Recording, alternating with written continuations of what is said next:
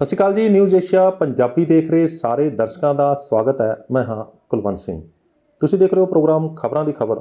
ਤੇ ਅੱਜ ਦੇ ਪ੍ਰੋਗਰਾਮ ਦੇ ਵਿੱਚ ਇੱਕ ਵਾਰ ਫਿਰ ਅਸੀਂ ਹਾਜ਼ਰ ਹੋਏ ਹਾਂ ਪੰਜਾਬੀ ਪੱਤਰਕਾਰਤਾ ਦੇ ਬਹੁਤ ਵੱਡੇ ਨਾਮ ਬਲਤੇਜ ਪੰਨੂ ਹੋਣਾ ਕੋਲੇ। ਜਾਣਨ ਦੀ ਕੋਸ਼ਿਸ਼ ਕਰਾਂਗੇ ਕਿ ਪੰਜਾਬ ਸਰਕਾਰ ਦੇ ਜਿਹੜੇ 4 ਸਾਲ ਲੰਘੇ ਨੇ, ਜੋ ਵਾਅਦੇ ਕੀਤੇ ਨੇ ਉਹ ਕਿੰਨੇ ਕੁ ਪੂਰੇ ਹੋਏ ਨੇ। ਸਰਕਾਰ ਜਿਹੜੀ ਦਾਅਵਾ ਕਰ ਰਹੀ ਹੈ ਕਿ 85 ਪੁਆਇੰਟ ਕੁਛ % ਜਿਹੜੇ ਨੇ ਅਸੀਂ ਵਾਅਦੇ ਆਪਣੇ ਪੂਰੇ ਕਰ ਰਹੇ ਨੇ, ਉਹਦਾ ਕਿੰਨਾ ਕੁ ਸੱਚ ਹੈ। ਤੇ ਜੋ ਵਾਅਦੇ ਕਰ ਰਹੇ ਨੇ ਸਾਡੇ ਨਾਲ ਸਿਆਸਤਦਾਨ, ਕੀ ਅਸੀਂ ਉਹਨਾਂ ਦੇ ਉੱਤੇ ਹੀ ਭਰੋਸਾ ਕਰਕੇ ਅਗਲੀਆਂ ਵੋਟਾਂ ਫੇਰ ਪਾਉਣ ਜਾ ਰਹੇ ਹਾਂ? ਇਹ ਸਾਰੇ ਸਵਾਲਾਂ ਦੇ ਜਵਾਬ ਜਿਹੜੇ ਨੇ ਅੱਜ ਅਸੀਂ ਤੁਹਾਡੇ ਸਾਹਮਣੇ ਪੇਸ਼ ਕਰਾਂਗੇ। ਪੰਨੂ ਸਾਹਿਬ, ਤੁਹਾਡਾ ਨਿਊਜ਼ ਏਸ਼ੀਆ ਪੰਜਾਬੀ ਤੇ ਬਹੁਤ ਬਹੁਤ ਸਵਾਗਤ ਹੈ ਜੀ। ਬਹੁਤ ਮਿਹਰਬਾਨੀ ਜੀ, ਧੰਨਵਾਦ ਜੀ, ਸਤਿ ਸ਼੍ਰੀ ਅਕਾਲ। ਪੰਨੂ ਸਾਹਿਬ, ਪ੍ਰਸ਼ਾਂਤ ਕਿਸ਼ੋਰ ਫੇਰ ਆ ਗਏ ਨੇ ਤੇ 2022 ਦੀਆਂ ਚੋਣਾਂ ਜਿਹੜੀਆਂ ਨੇ ਸਿਰ 'ਤੇ ਨੇ। ਵਾਅਦੇ ਜਿਹੜੇ ਨੇ ਵਿਰੋਧੀ ਧਿਰਾਂ ਕਹਿ ਰਹੀਆਂ ਨੇ ਕਿ ਝੂਠੇ ਹੋਏ ਸੀ ਪਹਿਲਾਂ, ਜਨਤਾ ਵੀ ਬੜਾ ਰੌਲਾ ਪਾ ਰਹੀ ਹੈ। ਚੋਣ ਮੈਨੀਫੈਸਟੋ ਦੇ ਵਿੱਚ ਬਹੁਤ ਕੁਝ ਕਿਹਾ ਗਿਆ ਸੀਗਾ, ਪਰ ਹਾਲੇ ਤੱਕ ਤਾਂ ਇਹ ਸਾਬਤ ਨਹੀਂ ਹੋਇਆ ਵੀ ਚੋਣ ਮੈਨੀਫੈਸਟੋ ਦੇ ਵਿੱਚ ਜੋ ਵਾਅਦੇ ਪੂਰੇ ਕੀਤੇ ਗਏ ਸੀ ਉਹ ਸਾਰੇ ਪੂਰੇ ਹੋ ਗਏ ਨੇ। ਕੀ ਆਪਾਂ ਫਿਰ ਸਾਰੇ ਉਸੇ ਝਮੇਲੇ ਦੇ ਵਿੱਚੋਂ ਲੰਘ ਕੇ ਤੇ ਫਿਰ ਉਵੇਂ ਵੋਟਾਂ ਪਾ ਕੇ ਤੇ ਫਿਰ ਹੀ ਆਪਣੇ ਉਹਦੇ ਸਿਰ ਦੇ ਉੱਤੇ ਉੱਦਾਂ ਦੀ ਸਿਆਸਤਦਾਨ ਲਿਆ ਕੇ ਬਿਠਾ ਲੈਣੇ ਨੇ ਜਿੱਦਾਂ ਦੇ ਪਹਿਲਾਂ ਆਪਾਂ ਕਰਦੇ ਆਏ ਹਾਂ 72 ਸਾਲਾਂ ਤੋਂ? ਕਿ ਹੁਣ ਕੁਛ ਅਕਲ ਆਈ ਹੈ ਲੋਕਾਂ ਨੂੰ? ਨਹੀਂ, ਅਕਲ ਵਾਲੀ ਗੱਲ ਤਾਂ ਜਿਹੜੀ ਉਹ ਸਮਝ ਨਹੀਂ ਆਉਂਦੀ, ਪਰ ਇਹ ਜਿਹੜੀ ਇਹ ਪੀਕੇ ਨੁਮਾ ਸਿਆਸਤ ਸ਼ੁਰੂ ਹੋਈ ਆ ਮੁਲਕ ਦੇ ਵਿੱਚ, ਕੁਲਵੰਤ ਸਿੰਘ ਜੀ, ਇਹ ਲੋਕਾਂ ਨੂੰ ਮੂਰਖ ਬਣਾਉਣ ਦਾ ਇੱਕ ਨਵਾਂ ਸਿਲਸਿਲਾ ਜੇ ਜੁਮਲੇਬਾਜ਼ੀ ਹੈ। ਜਿਹੜੇ 15-15 ਲੱਖ ਰੁਪਏ ਅਕਾਊਂਟ 'ਚ ਆਉਣਗੇ ਉਹ ਪ੍ਰਸ਼ਾਂਤ ਕਿਸ਼ੋਰ ਦਾ ਜੁਮਲਾ ਸੀ ਜੀ। ਜਿਹੜੇ ਕਾਲਾ ਧਨ ਹੈ ਉਹ ਭਾਰਤ 'ਚ ਵਾਪਸ ਆ ਜਾਊਗਾ, ਉਹ ਵੀ ਪ੍ਰਸ਼ਾਂਤ ਕਿਸ਼ੋਰ ਦਾ ਜੁਮਲਾ ਸੀਗਾ ਜੀ। ਕਿਉਂਕਿ ਨਰਿੰਦਰ ਮੋਦੀ ਹੋਰਾਂ ਦੀ ਜਿਹੜੀ ਪਹਿਲੀ ਟਰਮ ਸੀਗੀ ਪ੍ਰਧਾਨ ਮੰਤਰੀ ਹੋਰਾਂ, ਉਹਦੇ ਵਿੱਚ ਉਦੋਂ ਭਾਰਤੀ ਜਨਤਾ ਪਾਰਟੀ ਨੇ ਉਹਨਾਂ ਨੂੰ ਹਾਇਰ ਕੀਤਾ ਸੀਗਾ। ਅੱਛੇ ਦਿਨ ਆਉਣੇ ਵਾਲੇ। ਅੱਜ ਤੁਸੀਂ ਦੇਖੋ, ਅੱਜ ਹਾਲਾਤ ਇਹ ਆ, ਪੱਛਮੀ ਬੰਗਾਲ ਦੇ ਵਿੱਚ ਕਾਂਗਰਸ ਤੇ ਖੱਬੇ ਸੱਜੇ ਉਹਨਾਂ ਦਾ ਗੱਠਜੋੜ ਹੈ। ਮਮਤਾ ਬੈਨਰਜੀ ਹੈ ਤੇ ਭਾਰਤੀ ਜਨਤਾ ਪਾਰਟੀ ਹੈ। ਪ੍ਰਸ਼ਾਂਤ ਕਿਸ਼ੋਰ ਹੋਰੀ ਮਮਤਾ ਬੈਨਰਜੀ ਹੋਰਾਂ ਨੇ ਹਾਇਰ ਕੀਤੇ ਹੋਏ ਆ, ਕਾਂਗਰਸ ਦੇ ਅਗੇਂਸਟ ਹੈ। ਇੱਥੇ ਪੰਜਾਬ ਦੇ ਵਿੱਚ ਕੈਪਟਨ ਅਮਰਿੰਦਰ ਸਿੰਘ ਹੋਰਾਂ ਨੇ ਇਹਨਾਂ ਨੂੰ ਫਿਰ ਹਾਇਰ ਕਰ ਲਿਆ, ਕਾਂਗਰਸ ਨੇ। ਹੁਣ ਦੇਖੋ, ਜਾਂ ਤਾਂ ਉਹ ਉੱਥੇ ਝੂਠ ਬੋਲਣਗੇ ਜਾਂ ਇੱਥੇ ਬੋਲਣਗੇ, ਇੱਕ ਜਗ੍ਹਾ ਦੇ ਤਾਂ ਬੋਲਣਗੇ ਨਾ। ਕੀ ਇਹ ਜ਼ਰੂਰੀ ਹੋ ਗਿਆ ਕਿ ਪ੍ਰਸ਼ਾਂਤ ਕਿਸ਼ੋਰ ਹੋਰਾਂ ਵਰਗੇ ਲੋਕ ਜਿਹੜੇ ਨੇ ਉਹਨਾਂ ਨੂੰ ਲਿਆ ਕੇ ਹੀ ਸਿਆਸਤ ਦਿੱਤੀ ਜਾ ਸਕਦੀ ਹੈ? ਕਿਹਾ ਗਿਆ ਕਿ 1 ਰੁਪਈਏ ਤੇ ਕੰਮ ਕਰਨਗੇ, ਨਾਟ ਪੋਸੀਬਲ। ਤੁਸੀਂ ਵੀ ਜਾਣਦੇ ਹੋ, ਉਹਦੀ ਬਹੁਤ ਵੱਡੀ ਇੱਕ ਟੀਮ ਹੈ, IT ਵਿੰਗ ਉਹਦਾ ਆਪਣਾ ਜਿਹੜਾ ਉਹ ਕੰਮ ਕਰਦਾ ਸਾਰਾ, ਜੋ ਉਹਦਾ ਸਟਾਈਲ ਹੈ। 1 ਰੁਪਈਏ ਤੇ ਤਾਂ ਕੰਮ ਨਹੀਂ ਉਹਨੇ ਕਰਨਾ ਜੀ। ਔਰ ਕਈ 100 ਕਰੋੜ ਦੇ ਵਿੱਚ ਉਹ ਡੀਲ ਬਣਾਉਂਦਾ ਹੈ। ਔਰ ਅੱਜ ਇਹ ਕਿਹਾ ਜਾਂਦਾ ਕਿ ਪ੍ਰਸ਼ਾਂਤ ਕਿਸ਼ੋਰ ਹੋਰਾਂ ਵਰਗੇ ਤਕਰੀਬਨ 2 ਜਾਂ 3 ਹੋਰ ਹੋ ਗਏ ਮੁਲਕ ਦੇ ਵਿੱਚ। ਜੇ ਇੱਕ ਪਾਸੇ ਪ੍ਰਸ਼ਾਂਤ ਕਿਸ਼ੋਰ ਹੋਰੀ ਜਾਂਦੇ ਆ ਤੇ ਦੂਜੇ ਪਾਸੇ ਜਿਹੜੇ ਉਹਨਾਂ ਦੀ ਟੀਮ 'ਚੋਂ ਨਿਕਲੇ ਹੋਏ ਆ, ਫਿਰ ਉਹ ਚਲੇ ਜਾਂਦੇ ਆ ਵੀ ਜੇ 300 ਕਰੋੜ 'ਚੋਂ ਪੈਕੇਜ ਮਿਲਦਾ, ਤੁਸੀਂ ਇੱਦਾਂ ਕਰੋ 200 ਸਾਨੂੰ ਦੇ ਦਿਓ, ਕੰਮ ਤਾਂ ਅਸੀਂ ਵੀ ਉਹੀ ਕਰਨਾ। ਮਤਲਬ ਕਿ ਇਹ ਤਾਂ ਹੁਣ ਲੋਕਾਂ ਨੂੰ ਐਜੂਕੇਟ ਜਿਹੜਾ ਜੀ ਉਹ ਹੋਣਾ ਪਊਗਾ ਇਸ ਮਸਲੇ ਦੇ ਉੱਤੇ, ਵੀ ਇਹਨਾਂ ਜੁਮਲਿਆਂ ਦੇ ਵਿੱਚ ਉਹਨਾਂ ਨੇ ਕਿੰਨੀ ਕੁ ਦੇਰ ਜਿਹੜਾ ਜੀ ਉਹ ਜਾਣਾ। ਜੇ ਕਿਸੇ ਸਰਕਾਰ ਨੇ ਇਹ ਚੰਦਰਬਾਬੂ ਨਾਇਡੂ ਹੋਰਾਂ ਦਾ ਜ਼ਿਕਰ ਕਰਦੇ ਆ ਕਿ 81% ਉਹਨਾਂ ਨੇ ਵਾਅਦੇ ਪੂਰੇ ਕਰਤੇ ਸੀ, ਅਸੀਂ ਕਹਿੰਦੇ ਉਹਨਾਂ ਦਾ ਵੀ ਕ੍ਰੋਸ ਕਰਤਾ, ਰਿਕਾਰਡ ਤੋੜਤਾ 85.7%। ਪਹਿਲੀ ਤਾਂ ਗੱਲ, ਇੰਨਾ ਐਕੂਰੇਟ ਕਿਵੇਂ ਹੋ ਸਕਦਾ 85.7? ਜੇ ਮੰਨ ਲਓ ਸਾਲ ਇਹ ਹੁਣ ਕੁਝ ਵੀ ਨਾ ਕਰਨ, ਮੈਨੂੰ ਨਹੀਂ ਲੱਗਦਾ ਕਿ ਇਹਨਾਂ ਨੂੰ ਕਰਨ ਦੀ ਜ਼ਰੂਰਤ ਹੈ। 85.7% ਵਾਅਦੇ ਪੂਰੇ ਕਰਕੇ ਚੰਦਰਬਾਬੂ ਨਾਇਡੂ ਹੋਰਾਂ ਦੀ ਤਾਂ ਰਿਸਪੈਕਟ ਬੜੀ ਸੀ ਉੱਥੇ। ਇਹਨਾਂ ਨੂੰ ਤਾਂ ਚਾਹੀਦਾ ਇਹ ਸਾਰਾ ਕੁਝ ਛੱਡ ਛਡਾ ਕੇ ਚੁੱਪ ਕਰਕੇ ਪਹਾੜਾਂ 'ਚ ਬਹਿ ਜਾਣ, ਲੋਕਾਂ ਨੇ ਇਹਨਾਂ ਨੂੰ ਆਪੇ ਜਿਤਾ ਦੇਣਾ। 85.7% ਜਿਹਨੇ ਵਾਅਦੇ ਪੂਰੇ ਕਰ ਦਿੱਤੇ, ਉਹਦੇ ਕੋਲੇ ਪਿੱਛੇ ਕੀ ਰਹਿ ਗਿਆ ਜੀ? ਕੁਝ ਵੀ ਨਹੀਂ ਰਹਿ ਗਿਆ। ਇਹ ਨਹੀਂ ਪਤਾ ਵੀ ਇਹਨਾਂ ਵਾਅਦਿਆਂ ਦੇ ਵਿੱਚ ਕੈਪਟਨ ਨੇ ਸਹੁੰ ਚੁੱਕੀ, ਘਰ ਘਰ ਨੌਕਰੀ ਪੱਕੀ, ਉਹ ਹੈਗਾ ਕਿ ਨਹੀਂ ਹੈਗਾ? ਜਿਹੜਾ ਕਰਜ਼ਾ ਕੁਰਕੀ ਖਤਮ ਤੇ ਕਿਸਾਨਾਂ ਦਾ ਜਿਹੜਾ ਕਰਜ਼ਾ ਉਹ ਮੁਆਫ, ਉਹ ਇਹਦੇ ਵਿੱਚ ਹੈਗਾ ਕਿ ਨਹੀਂ ਹੈਗਾ? ਇਹਦੇ ਵਿੱਚ ਚਿੱਟੇ ਦਾ ਮਸਲਾ ਜਿਹੜਾ ਉਹ ਹੈਗਾ ਕਿ ਨਹੀਂ ਹੈਗਾ? ਜਿਹੜਾ ਪੰਜਾਬ ਨਸ਼ਿਆਂ ਦਾ ਦਰਿਆ ਵਗਦਾ, ਹੁਣ ਪਤਾ ਨਹੀਂ ਉਹਦੇ 'ਚ ਇਹ ਸ਼ਰਾਬ ਨੂੰ ਗਿਣਦੇ ਆ ਜਾਂ ਨਹੀਂ, ਨਕਲੀ ਸ਼ਰਾਬ ਦੀਆਂ ਫੈਕਟਰੀਆਂ ਨੂੰ ਗਿਣਦੇ ਆ ਜਾਂ ਨਹੀਂ, ਜ਼ਹਿਰੀਲੀ ਸ਼ਰਾਬ ਦੀਆਂ ਫੈਕਟਰੀਆਂ ਨੂੰ ਗਿਣਦੇ ਆ ਜਾਂ ਨਹੀਂ। ਇਹਨਾਂ ਸਭ ਤੋਂ ਉੱਪਰ ਇੱਕ ਮਸਲਾ ਜਿਹੜਾ ਸੀਗਾ ਉਹ ਗੁਰੂ ਗ੍ਰੰਥ ਸਾਹਿਬ ਦੀ ਬੇਅਦਬੀ ਦਾ ਸੀਗਾ। ਇਹ ਨਹੀਂ ਪਤਾ ਕਿ ਉਹਦੇ ਵਿੱਚ ਉਹ ਹੈਗਾ ਕਿ ਨਹੀਂ ਹੈਗਾ। ਉਹਦਾ ਵੀ ਇੱਕ ਟੈਕਨੀਕਲ ਪੁਆਇੰਟ ਵੱਡਾ ਹੈ ਕਿ ਮੁੱਖ ਮੰਤਰੀ ਸਾਹਿਬ ਨੇ ਉਸ ਬਾਰੇ ਵੀ ਕਿਹਾ ਕਿ ਕੁੰਵਰ ਵਿਜੇ ਪ੍ਰਤਾਪ ਸਿੰਘ ਹੋਰੀ ਜਿਹੜੀ ਦੀ ਉਹ ਇਨਵੈਸਟੀਗੇਸ਼ਨ ਪੂਰੀ ਕਰ ਲਈ ਹੈ ਉਹਨਾਂ ਨੇ, ਤੇ ਛੇਤੀ ਲਾਸਟ ਚਲਾਨ ਪੇਸ਼ ਹੋ ਜਾਣਾ, ਕਿਸੇ ਨੂੰ ਬਖਸ਼ਿਆ ਨਹੀਂ ਜਾਊਗਾ। ਜਦੋਂ ਕਿ ਇਹਦੇ ਵਿੱਚ 2 SIT ਨੇ, ਕੁੰਵਰ ਵਿਜੇ ਪ੍ਰਤਾਪ ਸਿੰਘ ਹੋਰਾਂ ਵਾਲੀ ਜਿਹੜੀ SIT ਆ ਉਹ ਬੇਅਦਬੀ ਦੀਆਂ ਘਟਨਾਵਾਂ ਤੋਂ ਬਾਅਦ ਵਾਪਰੀਆਂ ਘਟਨਾਵਾਂ ਦੀ ਜਾਂਚ ਕਰ ਰਹੀ ਹੈ। ਬੇਅਦਬੀ ਦੀਆਂ ਘਟਨਾਵਾਂ ਦੀ ਜਾਂਚ ਜਿਹੜੀ ਸੀ ਉਹ ਖਟੜਾ ਸਾਹਿਬ ਵਾਲੀ SIT ਕਰ ਰਹੀ ਸੀਗੀ, ਰਣਬੀਰ ਸਿੰਘ ਖਟੜਾ ਹੋਰਾਂ ਵਾਲੀ। ਹਾਈ ਕੋਰਟ ਨੇ ਉਹਨਾਂ ਨੂੰ ਰਿਮੂਵ ਕਰਨ ਦੇ ਹੁਕਮ ਦਿੱਤੇ ਸੀਗੇ ਤੇ ਉਹਨਾਂ ਨੂੰ ਕਰ ਦਿੱਤਾ, ਪਰਮਾਰ ਸਾਹਿਬ ਨੇ ਉਹਦੇ ਜਗ੍ਹਾ ਦੇ ਉੱਤੇ। ਅੱਛਾ, ਜਿਹੜਾ ਉਹਨਾਂ ਨੇ ਚਲਾਨ ਪੇਸ਼ ਕੀਤਾ ਸੀ ਉਹ ਵੀ ਖਤਮ ਕਰਤਾ ਸੀ ਹਾਈ ਕੋਰਟ ਨੇ, ਉਹ ਨਵਾਂ ਚਲਾਨ ਅਜੇ ਤੱਕ ਨਹੀਂ ਜਿਹੜਾ ਉਹ ਆਇਆ। ਇਸ ਕਰਕੇ ਇਹ ਕਨਫਿਊਜ਼ ਕੀਤਾ ਗਿਆ। ਕੁੰਵਰ ਵਿਜੇ ਪ੍ਰਤਾਪ ਸਿੰਘ ਹੋਰਾਂ ਨੇ ਬਹੁਤ ਕੰਮ ਕੀਤਾ। ਜੇ ਅੱਜ ਕਿਸੇ ਨੂੰ ਕੋਈ ਭਰੋਸਾ ਹੈ ਤਾਂ ਸਿਰਫ ਕੁੰਵਰ ਵਿਜੇ ਪ੍ਰਤਾਪ ਸਿੰਘ ਹੋਰਾਂ ਦੇ ਉੱਤੇ ਆ ਕਿ ਉਹ ਕੁਛ ਨਾ ਕੁਛ ਇਹਦਾ ਜ਼ਰੂਰ ਕਰਨਗੇ। ਪਰ ਇੱਕ ਆਫੀਸਰ ਜਿਹੜਾ ਉਹ ਕੀ ਕਰ ਸਕਦਾ ਉੱਤੇ, ਸਰਕਾਰ ਜਿਹੜੀ ਉਹ ਬੈਠੀ ਹੋਵੇ। ਤੇ ਇਹ ਜਿਹੜੀ SIT ਆ ਇਹਨੇ ਬੇਅਦਬੀ ਦੀਆਂ ਘਟਨਾਵਾਂ ਦੀ ਜਿਹੜੀ ਜਾਂਚ ਨਹੀਂ ਕਰਨੀ। ਮੇਰਾ ਪੁਆਇੰਟ ਇਹ ਸੀਗਾ ਕਿ ਜਿਹੜੇ ਤੁਸੀਂ ਕਹਿੰਦੇ ਹੋ ਕਿ 86% ਅਸੀਂ 14% 13.5% ਰਹਿ ਗਏ, ਪੌਣੇ 14%, ਇਹ ਹੁਣ ਪੌਣੇ 14% ਚਾਹੁੰਦੇ ਆ। ਜਿਹੜੇ ਵਾਅਦੇ ਮੈਂ ਤੁਹਾਨੂੰ ਗਣਾਏ ਆ, 2500 ਰੁਪਈਆ ਬੇਰੁਜ਼ਗਾਰੀ ਭੱਤਾ ਮਿਲਣਾ ਸੀ, ਜਿਹੜੀ ਪੈਨਸ਼ਨ ਹੈ ਸੀਨੀਅਰ ਸਿਟੀਜ਼ਨ ਦੀ ਉਹ ਵਧਣੀ ਸੀ, ਸ਼ਗਨ ਸਕੀਮ ਜਿਹੜੀ ਉਹ ਡਬਲ ਹੋਣੀ ਸੀਗੀ, ਹਰੇਕ ਨੂੰ ਮੋਬਾਈਲ ਫੋਨ ਮਿਲਣਾ ਸੀਗਾ।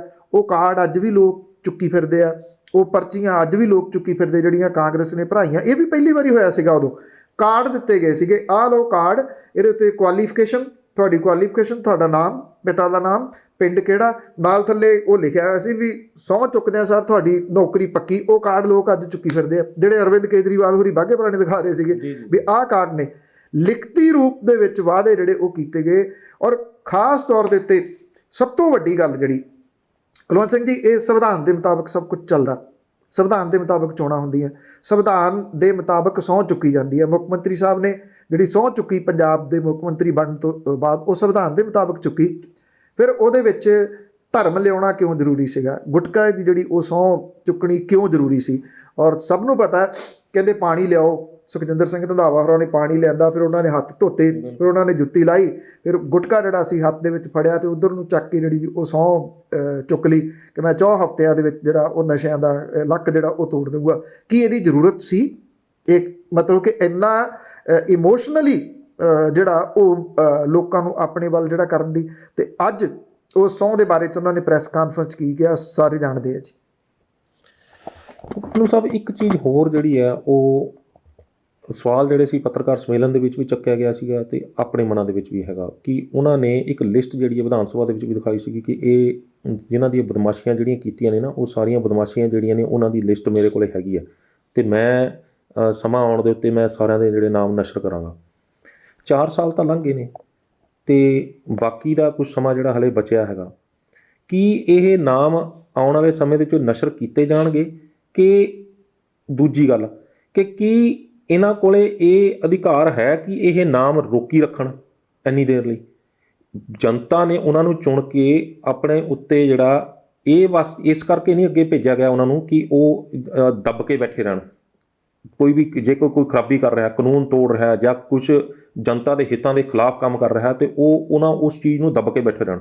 ਜੇ ਉਹ ਦੱਬ ਕੇ ਬੈਠੇ ਨੇ ਤਾਂ ਫਿਰ ਉਹਦੇ ਪਿੱਛੇ ਦਾ ਮਕਸਦ ਕੀ ਹੈ? ਤੇ ਜੇ ਉਹ ਦੱਬ ਕੇ ਜੇ ਉਹ ਨਸ਼ਰ ਕਰਦੇ ਨੇ ਤਾਂ ਉਹ ਕਿਉਂ ਨਹੀਂ ਹਲੇ ਤੱਕ ਉਹਨਾਂ ਨੇ ਨਸ਼ਰ ਇਸ ਚੀਜ਼ਾਂ ਨੂੰ ਕੀਤਾ ਹੈਗਾ? ਕੀ ਉਹਨਾਂ ਕੋਲ ਇਹ ਅਧਿਕਾਰ ਹੈ ਕਿ ਉਹ ਇਸ ਚੀਜ਼ ਨੂੰ ਦੱਬ ਕੇ ਬੈਠੇ ਰਹਿਣ?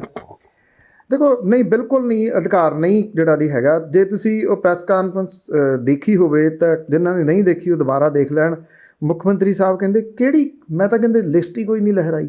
ਉਹ ਬਾਰ-ਬਾਰ ਇਹ ਗੱਲ ਕਹਿੰਦੇ ਆ ਕਿ ਮੈਂ ਨਹੀਂ ਕੋਈ ਇੱਦਾਂ ਦੀ, ਮੈਨੂੰ ਨਹੀਂ ਪਤਾ। ਕਹਿੰਦੇ ਵੀ ਇਹ ਕਿਹੜੀ ਲਿਸਟ ਦੀ ਗੱਲ ਕਰ ਰਹੇ ਆ। ਚਲੋ, ਉਹ ਲਿਸਟ ਤਾਂ ਇੱਕ ਜਿੰਨ ਹੈ, ਮਤਲਬ ਕਿਸੇ ਨੇ ਦੇਖਿਆ ਨੀਗਾ ਵੀ ਕਿਹੜਾ। 3 ਲਿਫਾਫੇ ਪਏ ਹਾਈ ਕੋਰਟ ਦੇ ਵਿੱਚ, ਹੈ ਨਾ।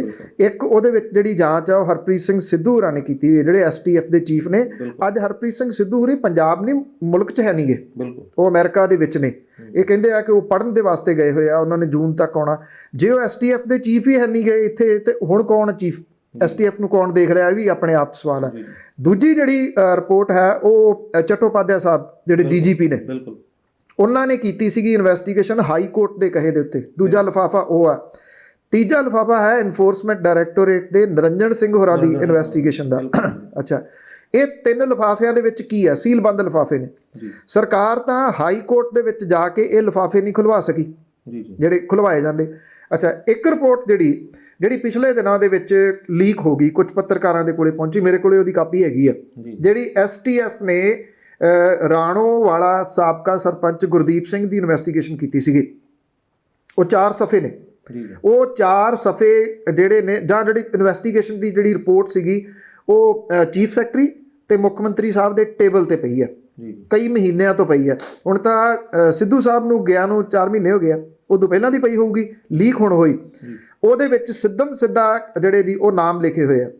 ਉਹਦੇ ਵਿੱਚ ਜਿਹੜੇ ਅਫਸਰਾਂ ਦੇ ਨਾਮ ਹੈ, ਇੱਥੋਂ ਤੱਕ ਨਾਮ ਨੇ ਕਿ ਉਹ ਰਾਣੋ ਵਾਲਾ ਜਿਹੜਾ ਸਾਬਕਾ ਸਰਪੰਚ ਹੈ, ਉਹਨੇ ਹੋਟਲਾਂ ਦੇ ਨਾਮ ਵੀ ਦੱਸੇ ਆ ਕਿ ਮੈਂ ਕਿੱਥੇ ਕਿੱਥੇ ਕੁੜੀਆਂ ਸਪਲਾਈ ਕੀਤੀਆਂ ਪੁਲਿਸ ਵਾਲਿਆਂ ਨੂੰ ਜੀ। ਸੀਨੀਅਰ ਅਫਸਰ IG ਜਿਹੜਾ ਇਸ ਵੇਲੇ ਮੁਅੱਤਲ ਚੱਲ ਰਿਹਾ, ਉਹਦਾ ਨਾਮ ਹੈ ਉਹਦੇ ਵਿੱਚ ਸਿੱਧਾ, ਠੀਕ ਹੈ ਨਾ। ਉਹਦੇ ਵਿੱਚ ਇੱਕ ਪੰਜਾਬੀ ਫਿਲਮਾਂ 'ਚ ਕੰਮ ਕਰਦਾ, ਉਹਦਾ ਨਾਮ ਹੈ। ਉਹਦੇ ਵਿੱਚ ਇੱਕ DSP ਦਾ ਨਾਮ ਹੈ।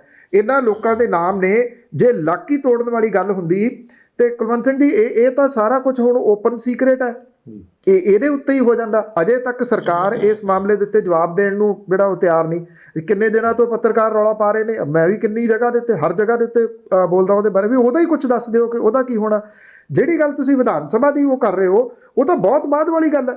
ਉਹ ਤਾਂ ਇੱਕ ਡਰਾਵੇ ਸੀਗੇ ਨਾ, ਇਹਦਾ ਮਤਲਬ ਵੀ ਅਸੀਂ ਆਹ ਕਰ ਦਿਆਂਗੇ।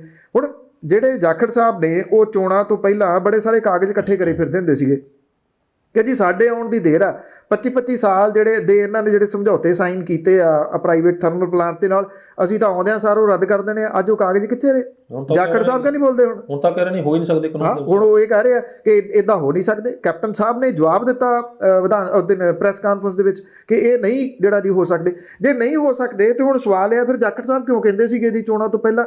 ਤੁਸੀਂ ਉਹ ਗੱਲ ਕਿਉਂ ਕਰਦੇ ਹੋ ਜਿਹੜੀ ਨਹੀਂ ਹੋ ਸਕਦੀ? ਸਭ ਨੂੰ ਪਤਾ ਸੀਗਾ ਕਿ ਜ਼ਿਮੀਂਦਾਰਾਂ ਦਾ ਪੂਰਾ ਕਰਜ਼ਾ, ਅੱਜ ਵੀ ਵੀਡੀਓ ਪਈ ਆ ਉਹਦੇ 'ਚ, ਕਹਿੰਦੇ ਸੀ ਤੁਸੀਂ ਬੈਂਕਾਂ ਤੋਂ ਲਿਆ, ਪ੍ਰਾਈਵੇਟ ਬੈਂਕਾਂ ਤੋਂ ਲਿਆ, ਸਰਕਾਰੀ ਬੈਂਕਾਂ ਤੋਂ ਲਿਆ, ਆੜਤੀਆਂ ਤੋਂ ਲਿਆ, ਕਿਸੇ ਗੁਆਂਢੀ ਤੋਂ ਫੜਿਆ, ਉਹ ਸਾਰੇ ਦਾ ਸਾਰਾ ਕਰਜ਼ਾ ਅਸੀਂ ਮਾਫ ਕਰਾਂਗੇ। ਕੀ ਇਹ ਪੋਸੀਬਲ ਸੀ? ਘਰ ਨੌਕਰੀ ਜਿਹੜੀ ਉਹ ਪੋਸੀਬਲ ਹੈ? ਨਹੀਂ ਆ। ਤੁਸੀਂ ਹੈਰਾਨ ਹੋਵੋਗੇ, ਜਿਹੜੇ ਪ੍ਰਵਾਸੀ ਮਜ਼ਦੂਰ ਗਏ ਸੀਗੇ ਲੋਕਡਾਊਨ ਦੇ ਦੌਰਾਨ, ਜਿਹੜੇ ਆਪਣੇ ਪਿੰਡਾਂ ਨੂੰ ਗਏ ਵਿਚਾਰੇ, ਤੁਰ ਕੇ ਭੁੱਖਣ ਭਾਣੇ, ਨੰਗੇ ਪੈਰੀ, ਇੰਨੀ ਗਰਮੀ, ਉਹਨਾਂ ਨੇ ਕਰਫਿਊ ਪਾਸ ਬਣਾਉਣ ਦੇ ਵਾਸਤੇ ਅਪਲਾਈ ਕੀਤਾ ਜਲੰਧਰ ਵਗੈਰਾ ਦਾ, ਇਸ ਏਰੀਏ 'ਚ। ਉਹ ਨਾਮ ਚੁੱਕ ਕੇ ਘਰ ਨੌਕਰੀ ਵਾਲੇ 'ਚ ਲਿਖੇ ਹੋਏ ਆ। ਅੱਛਾ, ਹਾਂ, ਜਿਹੜੇ ਕਰਫਿਊ ਪਾਸ ਬਣਾਉਣ ਦੇ ਵਾਸਤੇ ਜਿਹੜੇ ਉਹਨਾਂ ਨੇ ਨਾਮ ਲਿਖਾਏ ਸੀਗੇ, ਉਹ ਅੰਕੜੇ ਉੱਥੋਂ ਪੂਰੇ ਹੋਣੇ ਨੇ। ਨਹੀਂ ਤਾਂ ਅਦਰਵਾਈਜ਼ ਨੌਕਰੀਆਂ ਕਿਹੜੀਆਂ ਮਿਲੀਆਂ ਕਿਸੇ ਨੂੰ ਭੁੱਲ ਥੋੜ੍ਹੀ ਹੈ। ਇੱਕ ਚੀਜ਼ ਜਿਹੜੀ ਇਹਨਾਂ ਨੇ ਤੁਸੀਂ ਗੱਲ ਕੀਤੀ, ਨਸ਼ਿਆਂ ਦੀ ਗੱਲ ਕੀਤੀ, ਨਸ਼ਾ ਖਤਮ ਕਰਨ ਦੀ ਗੱਲ ਕੀਤੀ ਹੈਗੀ ਆ। ਸਭ ਮੈਨੂੰ ਲੱਗਦਾ, ਜਿੱਥੇ ਤੱਕ ਮੈਨੂੰ ਜਾਣਕਾਰੀ ਹੈਗੀ ਹੈ, ਪਿਛਲੇ ਸਮੇਂ ਦੇ ਦੌਰਾਨ ਜਿਹੜੀ ਹੈ ਸਭ ਤੋਂ ਵੱਧ ਮੌਤਾਂ ਜਿਹੜੀਆਂ ਜ਼ਹਿਰੀਲੀ ਸ਼ਰਾਬ ਨਾਲ ਜਿਹੜੀਆਂ ਇਸੇ ਸਰਕਾਰ ਦੇ ਦੌਰਾਨ ਹੋਈਆਂ ਨੇ। ਅਤੇ 3 ਜਿਹੜੀਆਂ ਵੱਡੇ ਮਸਲੇ ਜਿਹੜੇ ਨੇ, 2 ਫੈਕਟਰੀਆਂ ਫੜੀਆਂ ਗਈਆਂ ਨਕਲੀ ਸ਼ਰਾਬ ਦੀਆਂ, ਅਤੇ ਇੱਕ ਜਿਹੜਾ ਉਹ ਹੋਟਲ ਦੇ ਵਿੱਚੋਂ ਜਿਹੜਾ ਇਸ ਤਰ੍ਹਾਂ ਸ਼ਰਾਬ ਅਤੇ ਜੂਆਖਾਨਾ ਅਤੇ ਕੁੜੀਆਂ ਵਾਲਾ ਮਸਲਾ ਜਿਹੜਾ ਉਹ ਵੀ ਪਟਿਆਲੇ ਦੇ ਵਿੱਚੋਂ ਹੀ, ਬਨੂੜ 'ਚੋਂ ਫੜਿਆ ਗਿਆ। ਕੈਪਟਨ ਅਮਰਿੰਦਰ ਸਿੰਘ ਉਹਨਾਂ ਦੇ ਆਪਣੇ ਇਲਾਕੇ ਦੇ ਵਿੱਚੋਂ ਹੀ ਇਹ ਸਾਰਾ ਕੁਝ ਫੜਿਆ ਜਾਣਾ। ਕੈਪਟਨ ਅਮਰਿੰਦਰ ਸਿੰਘ ਦੇ ਰਾਜ ਦੇ ਵਿੱਚ ਹੀ ਜਿਹੜਾ ਸਭ ਤੋਂ ਵੱਧ ਜਿਹੜੀਆਂ ਜ਼ਹਿਰੀਲੀ ਸ਼ਰਾਬ ਨਾਲ ਮੌਤਾਂ ਹੋਣੀਆਂ, ਕੀ ਲੱਕ ਟੁੱਟ ਗਿਆ ਜੀ ਵਾਕਈ? ਨਹੀਂ, ਲੱਕ ਕਿੱਥੋਂ ਟੁੱਟਿਆ ਜੀ? ਔਰ ਤੁਸੀਂ ਜਿਹੜੀ ਗੱਲ ਕਰਦੇ ਹੋ ਜਿਹੜੀ ਜ਼ਹਿਰੀਲੀ ਸ਼ਰਾਬ ਦੀ, ਕਿਸੇ ਨੂੰ ਭੁੱਲ ਹੈ ਕਿ ਉਹ ਕਿਹਦੀਆਂ ਨੇ ਫੈਕਟਰੀਆਂ? ਉਹ ਕਾਂਗਰਸੀ MLA ਦੀਆਂ ਨੇ। ਬਿਲਕੁਲ, ਸਭ ਨੂੰ ਪਤਾ ਜੀ, ਸਭ ਨੂੰ ਪਤਾ ਜੀ। ਜਿਹੜੇ ਹੁੱਕਾ ਹਾਊਸ ਨੇ ਰਾਜਪੁਰੇ ਦੇ ਵਿੱਚ, ਉਹ ਕਿਹਦੇ ਨੇ? ਕਿਹੜੇ MLA ਦਾ ਮੁੰਡਾ ਸ਼ਾਮ ਨੂੰ ਗ੍ਰਾਹੀ ਕਰਕੇ ਲਿਆਉਂਦਾ? ਬਨੂੜ ਵਾਲਾ ਜਿਹੜਾ ਓਕੂ ਨੇ ਫੜਿਆ, ਇਹ ਜਿਹੜੇ ਆਰਗੇਨਾਈਜ਼ਡ ਕ੍ਰਾਈਮ ਵਾਲੇ ਨੇ, ਉਹ ਫਿਰ ਕੁੰਵਰ ਵਿਜੇ ਪ੍ਰਤਾਪ ਸਿੰਘ ਹੋਰਾਂ ਵਾਲੀ ਗੱਲ ਆ ਜਾਂਦੀ, ਉਹਨਾਂ ਦੀ ਕਰਕੇ ਫੜਿਆ ਗਿਆ। ਉਹ ਗੱਲ ਦਬਾਤੀ। ਇੱਕ ਹੋਰ ਸੁਣੋ, ਜਿਹੜੇ ਕੋਰਟ ਸੈਂਟਰ ਬਣੇ ਨੇ, ਨਸ਼ਾ ਛੁਡਾਊ ਸੈਂਟਰ ਜਿਹੜੇ ਨੇ, ਉਹਨਾਂ ਦੇ ਵਿੱਚ ਇੱਕ ਗੋਲੀ ਦਿੱਤੀ ਜਾਂਦੀ ਹੈ ਟਰਾਮਾਡੋਲ ਦੀ, ਜਿਹੜੀ ਕਿ ਨਸ਼ਾ ਛੁਡਾਉਣ ਦੇ ਵਾਸਤੇ ਹੁੰਦੀ। ਵੈਸੇ ਉਹ ਨਸ਼ਾ ਛੁਡਾਉਣ ਲਈ ਨਹੀਂ, ਉਹ ਇੱਕ ਲਾ ਕੇ ਦੂਜੇ ਨਸ਼ੇ ਦੇ ਉੱਤੇ ਲਾਉਣ ਲਈ ਇਸ ਵੇਲੇ ਵਰਤੀ ਜਾਂਦੀ ਹੈ। ਹਾਂ, ਬਹੁਤ ਜ਼ਿਆਦਾ ਕਿਸੇ ਦੀ ਚੀੜ ਫਾੜ ਹੋਈ ਹੋਵੇ ਤੇ ਤਾਂ ਹੁੰਦੀ ਹੈ। ਮੇਰਠ ਦੇ ਵਿੱਚ ਫੈਕਟਰੀਆਂ ਫੜੀਆਂ। ਅਮਨਦੀਪ ਕੋਈ ਵਿਅਕਤੀ ਸੀਗਾ ਜਿਹੜਾ ਉਹ ਚਲਾਉਂਦਾ ਸੀਗਾ। 57 ਕਰੋੜ ਰੁਪਈਏ ਦੀਆਂ ਟਰਾਮਾਡੋਲ ਅਤੇ ਦੂਜੀਆਂ ਦਵਾਈਆਂ ਅਜੇ 4-5 ਦਿਨ ਪਹਿਲਾਂ ਜਿਹੜੀਆਂ ਉਹ ਫੜੀਆਂ ਨੇ। ਉਹ ਸਪਲਾਈ ਕਿੱਥੇ ਹੁੰਦੀਆਂ ਸੀਗੀਆਂ? ਸਰਕਾਰੀ ਨਸ਼ਾ ਛੁਡਾਊ ਸੈਂਟਰਾਂ ਦੇ ਵਿੱਚ, ਜਿੱਥੇ ਕਿ ਪਿਛਲੇ 6 ਮਹੀਨੇ ਤੋਂ ਜਿਹੜੀਆਂ ਗੋਲੀਆਂ ਦਿੱਤੀਆਂ ਜਾਂਦੀਆਂ ਨੇ ਉਹਨਾਂ ਦੀ ਸਪਲਾਈ ਬੰਦ ਕੀਤੀ ਹੋਈ ਹੈ। ਇਹ ਚੀਜ਼ ਸਮਝ ਗਏ ਤੁਸੀਂ ਵੀ ਕਿੱਥੋਂ ਸਾਰੀਆਂ ਕਿੱਦਾਂ ਲੁੜੀਆਂ? ਇੱਕ ਪਾਸੇ ਤਾਂ ਤੁਸੀਂ ਸਪਲਾਈ ਜਿਹੜੀ ਉਹ ਰੋਕੀ ਹੋਈ ਹੈ। ਸਪਲਾਈ ਮਿਲ ਕਿੱਥੋਂ ਰਹੀ ਹੈ? ਜਿਹੜੀਆਂ ਉਹ ਨਕਲੀ ਬਣ ਰਹੀਆਂ ਨੇ 57 ਕਰੋੜ ਰੁਪਈਏ ਦੀਆਂ। ਇਹ ਲੱਕ ਤੋੜਨ ਵਾਲੇ ਬਿਆਨ ਤੋਂ ਬਾਅਦ ਦੇ ਵਿੱਚ ਫੜੀ ਗਈ ਜਿਹੜੀ ਖੇਪ ਆ ਜੀ। ਤੋ ਇਸ ਕਰਕੇ ਬਿਲਕੁਲ ਪਟਿਆਲੇ ਦੇ ਵਿੱਚ ਇਹ ਜਿਹੜੀਆਂ ਫੈਕਟਰੀਆਂ ਸੀ, ਸਭ ਤੋਂ ਵੱਧ ਪਟਿਆਲੇ ਤਾਂ ਫੜੀਆਂ ਗਈਆਂ ਸ਼ੰਭੂ ਬਾਰਡਰ ਦੇ ਨੇੜੇ ਤੇੜੇ, ਜਾਂ ਫਿਰ ਉੱਧਰ ਤਰਨਤਾਰਨ ਵਾਲੀ ਸਾਈਡ ਦੇ ਉੱਤੇ, ਜਿੱਥੇ 125 ਮਰ ਗਏ ਸੀਗੇ। ਮੁੱਖ ਮੰਤਰੀ ਸਾਹਿਬ ਨੂੰ ਔਖੇ ਹੋ ਕੇ ਉਦੋਂ ਪੰਜਾਬ ਦੇ ਵਿੱਚ ਨਿਕਲਣਾ ਪਿਆ ਸੀਗਾ ਜੀ 4 ਸਾਲਾਂ 'ਚ 4 ਵਾਰੀ ਮੇਰਾ ਖਿਆਲ ਪੰਜਾਬ ਦੇ ਵਿੱਚ ਆਏ ਆ ਮੁੱਖ ਮੰਤਰੀ ਸਾਹਿਬ, ਜੇ ਮੈਂ ਗਲਤ ਨਹੀਂ ਤਾਂ। ਉਦੋਂ ਨਿਕਲੇ, ਉੱਥੇ ਉਹਨਾਂ ਨੇ ਇਹ ਗੱਲ ਕਹੀ ਕਿ ਜਿਹੜੀ ਸ਼ਰਾਬ ਦਾ ਨਕਲੀ ਸ਼ਰਾਬ ਦੇ ਨਾਲ ਜਦੋਂ ਡੈਥ ਹੋਊਗੀ ਜਾਂ ਜਿਹੜੀ ਫੜੀ ਜਾਊਗੀ ਉਹਦੇ ਉੱਤੇ ਕਤਲ ਦਾ ਮੁਕੱਦਮਾ ਦਰਜ ਹੋਊਗਾ। ਕੋਈ ਦੱਸ ਸਕਦਾ ਕਿੰਨੇ ਕਤਲ ਦੇ ਮੁਕੱਦਮੇ ਦਰਜ ਹੋਏ ਆ, ਜਾਂ ਜਿਹੜੇ ਉੱਥੇ ਬੰਦੇ ਫੜੇ ਗਏ ਸੀ ਉਹ ਉਹਨਾਂ ਦੇ ਉੱਤੇ ਕੀ ਹੁਣ ਤੱਕ ਕਾਰਵਾਈ? ਉੱਥੇ ਵੀ MLA ਦਾ ਨਾਮ ਬੋਲਦੇ, ਉੱਥੇ 2 MLA ਦੇ ਨਾਮ ਬੋਲਦੇ ਸੀ। ਇਹ ਕਿਹਾ ਜਾਂਦਾ ਸੀ ਕਿ ਉਹਨਾਂ ਦੇ ਕਰਕੇ, ਮੇਰੇ ਕੋਲੇ ਉਹ ਫੋਟੋਆਂ ਨੇ ਉਹਨਾਂ ਦੀਆਂ, ਜਿਹੜੇ ਉਹ ਵੇਚਦੇ ਸੀਗੇ ਉਹਨਾਂ ਦੀਆਂ ਰਾਜਨੀਤਿਕ ਲੋਕਾਂ ਦੇ ਨਾਲ ਜਿਹੜੀਆਂ ਉਹ ਫੋਟੋਆਂ ਨੇ ਜੀ। ਜਦੋਂ ਪਿਛਲੀ ਸਰਕਾਰ ਸੀ 10 ਸਾਲ ਦੀ ਅਕਾਲੀਆਂ ਦੀ, ਉਦੋਂ ਉਹਨਾਂ ਨਾਲ ਆਉਂਦੀਆਂ ਸੀ, ਹੁਣ ਵਾਲਿਆਂ ਨਾਲ ਆਉਂਦੀਆਂ ਨੇ। ਅਗਲੇ ਕਹਿੰਦੇ ਆ ਸਿੰਪਲ ਦੀ ਗੱਲ ਆ, ਅਸੀਂ ਪਹਿਲਾਂ ਉੱਥੇ ਦਿੰਦੇ ਸੀ, ਹੁਣ ਤੁਸੀਂ ਲਓ। ਤੇ ਇਹ ਮਿਲ ਮਿਲਾ ਕੇ ਜਿਹੜਾ ਸਾਰਾ ਕੁਝ ਚੱਲ ਰਿਹਾ, ਰੈਵਨਿਊ ਜਿੱਥੋਂ ਤੱਕ ਜਨਰੇਟ ਕਰਨ, ਹੁਣ ਪੌਣੇ 3 ਲੱਖ ਕਰੋੜ ਰੁਪਏ ਦਾ ਕਰਜ਼ਾ ਸਰਕਾਰ ਦੇ ਸਿਰ ਤੇ, ਰੈਵਨਿਊ ਕਿੱਥੋਂ ਆਉਣਾ ਜੀ, ਕਿਸ ਜਗ੍ਹਾ ਤੋਂ ਆਉਣਾ? ਇਸ ਵੇਲੇ ਮੈਕਸਿਮਮ ਜਿਹੜੀ ਆ ਉਹ ਸ਼ਰਾਬ ਦੀ ਸਮਗਲਿੰਗ ਪੰਜਾਬ 'ਚ ਹੁੰਦੀ ਹੈ, ਹਰਿਆਣੇ ਦੀਆਂ ਫੈਕਟਰੀਆਂ ਤੋਂ ਆਉਂਦੀ ਹੈ। ਤੁਸੀਂ ਕੋਈ ਪੇਟੀ ਲੈਣ ਵਾਲਾ ਬੰਦਾ ਠੇਕੇ ਤੇ ਨਹੀਂ ਦੇਖੋਗੇ, ਠੇਕੇ ਤੇ ਪਊਏ ਦੀ ਵਾਲੇ ਨੇ ਸਾਰੇ। ਜਿਹੜਾ ਪੇਟੀਆਂ ਜਿਹੜੀਆਂ ਉਹ ਲੋਕਾਂ ਦੇ ਘਰਾਂ ਦੇ ਵਿੱਚ ਡਿਲੀਵਰ ਕਰਦਾ ਕੌਣ? ਸ਼ਰਾਬ ਮਾਫੀਆ। ਔਰ ਉਹ ਜੋ ਮਰਜ਼ੀ ਗੰਦਮੰਦ ਬਣਾ ਕੇ ਵੇਚੀ ਜਾਂਦਾ। ਜੇ ਕਿਤੇ ਕਿਸੇ ਟਾਈਮ ਸਮਾਂ ਲੱਗੇ ਤਾਂ ਜਿੱਥੇ ਲਿਵਰ ਵਗੈਰਾ ਦੇ ਮਰੀਜ਼ ਜਾਂਦੇ ਆ ਨਾ, ਉਹਨਾਂ ਹਸਪਤਾਲਾਂ ਦੇ ਵਿੱਚ ਦੇਖਣਾ ਕਿ ਲਾਈਨਾਂ ਕਿਵੇਂ ਲੱਗੀਆਂ ਪਈਆਂ ਨੇ। ਉਹਦਾ ਕਾਰਨ ਗੰਦੀ ਸ਼ਰਾਬ ਜਿਹੜੀ ਪੰਜਾਬ ਦੇ ਵਿੱਚ ਇਸ ਵੇਲੇ ਵਿਕ ਰਹੀ ਆ, ਠੇਕਿਆਂ ਦੇ ਉੱਤੋਂ ਵੀ ਉਹ ਆ ਜੀ। ਕੋਈ ਪੁੱਛਣ ਵਾਲਾ ਨਹੀਂ ਹੈਗਾ। ਉਹ ਕਹਿੰਦੇ ਆ ਕਿ ਸਾਨੂੰ ਤਾਂ ਜੀ ਘਾਟਾ ਪੈ ਗਿਆ, ਅਸੀਂ ਤਾਂ ਠੇਕੇ ਬਹੁਤ ਮਹਿੰਗੇ ਲਏ, ਇਸ ਕਰਕੇ ਤੁਸੀਂ ਕਦੀ ਸੁਣਿਆ ਕਿ ਠੇਕਿਆਂ ਦੇ ਉੱਤੇ ਕਿਤੇ ਰੇਡ ਪਈ ਆ, ਜਾਂ ਉੱਥੇ ਉਹਨਾਂ ਨੇ ਜਿਹੜੀ ਸ਼ਰਾਬ ਸੀਗੀ ਉਹਦੀ ਚੈੱਕ ਕੀਤੀ ਇੱਕ ਵਾਰ? ਇਹ ਕਿਹਾ ਜਾਂਦਾ ਯੂਰੀਆ ਖਾਦ ਪਾਉਂਦੇ ਆ, ਤੇਜ਼ਾਬ ਪਾਉਂਦੇ ਆ ਉਹਨੂੰ ਚਲਾਉਣ ਦੇ ਵਾਸਤੇ ਕਿ ਉਹ ਛੇਤੀ ਬਣ ਕੇ ਜਿਹੜੀ ਉਹ ਆ ਜੇ, ਅਤੇ ਉਹ ਤੁਹਾਡਾ ਲਿਵਰ ਦਾ ਸਤਿਆਨਾਸ਼ ਤਾਂ ਜਿਹੜਾ ਉਹ ਕਰੂਗੀ।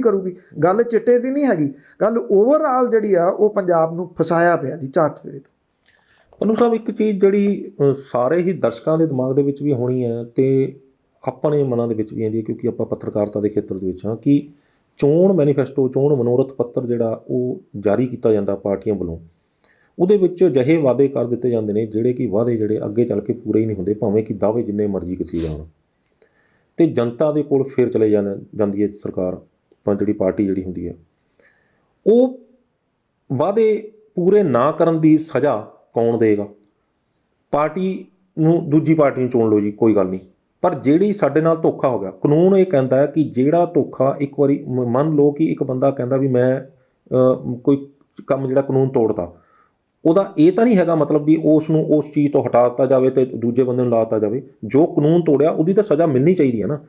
ਇਸੇ ਤਰ੍ਹਾਂ ਚੋਣ ਮਨੋਰਥ ਪੱਤਰ ਦੇ ਵਿੱਚ ਜਿਹੜੇ ਵਾਅਦੇ ਕਰਕੇ, ਝੂਠੇ ਵਾਅਦੇ ਕਰਕੇ ਜਿਹੜੀ ਸਰਕਾਰ ਬਣਾ ਲਈ, ਉਹ ਧੋਖਾਧੜੀ ਹੈ ਸਰਾਸਰ। ਅਤੇ ਉਸ ਧੋਖਾਧੜੀ ਦੀ ਸਜ਼ਾ 72 ਸਾਲਾਂ ਦੇ ਵਿੱਚ ਅੱਜ ਤੱਕ ਕਿਸੇ ਨੂੰ ਨਹੀਂ ਮਿਲੀ। ਪਿਛਲੇ ਸਮੇਂ ਦੇ ਦੌਰਾਨ ਸਾਰੀਆਂ ਹੀ ਪਾਰਟੀਆਂ ਨੇ ਝੂਠੇ ਵਾਅਦੇ ਕੀਤੇ ਅਤੇ ਸਰਕਾਰਾਂ ਬਣਾਈਆਂ, ਅਤੇ ਉਦੋਂ ਮੁੜ ਕੇ ਜਨਤਾ ਨੇ ਉਹਨਾਂ ਨੂੰ ਸਿਰਫ ਉਹਦੇ ਖਿਲਾਫ ਵੋਟ ਹੀ ਪਾਈ, ਲੇਕਿਨ ਜੋ ਉਹਨਾਂ ਨੇ ਜੁਰਮ ਕੀਤਾ ਉਸ ਜੁਰਮ ਦੀ ਸਜ਼ਾ ਅੱਜ ਤੱਕ ਕਿਸੇ ਨੂੰ ਨਹੀਂ ਮਿਲੀ। ਕੀ ਇਹ ਕਾਨੂੰਨ ਨਹੀਂ ਬਣਨਾ ਚਾਹੀਦਾ?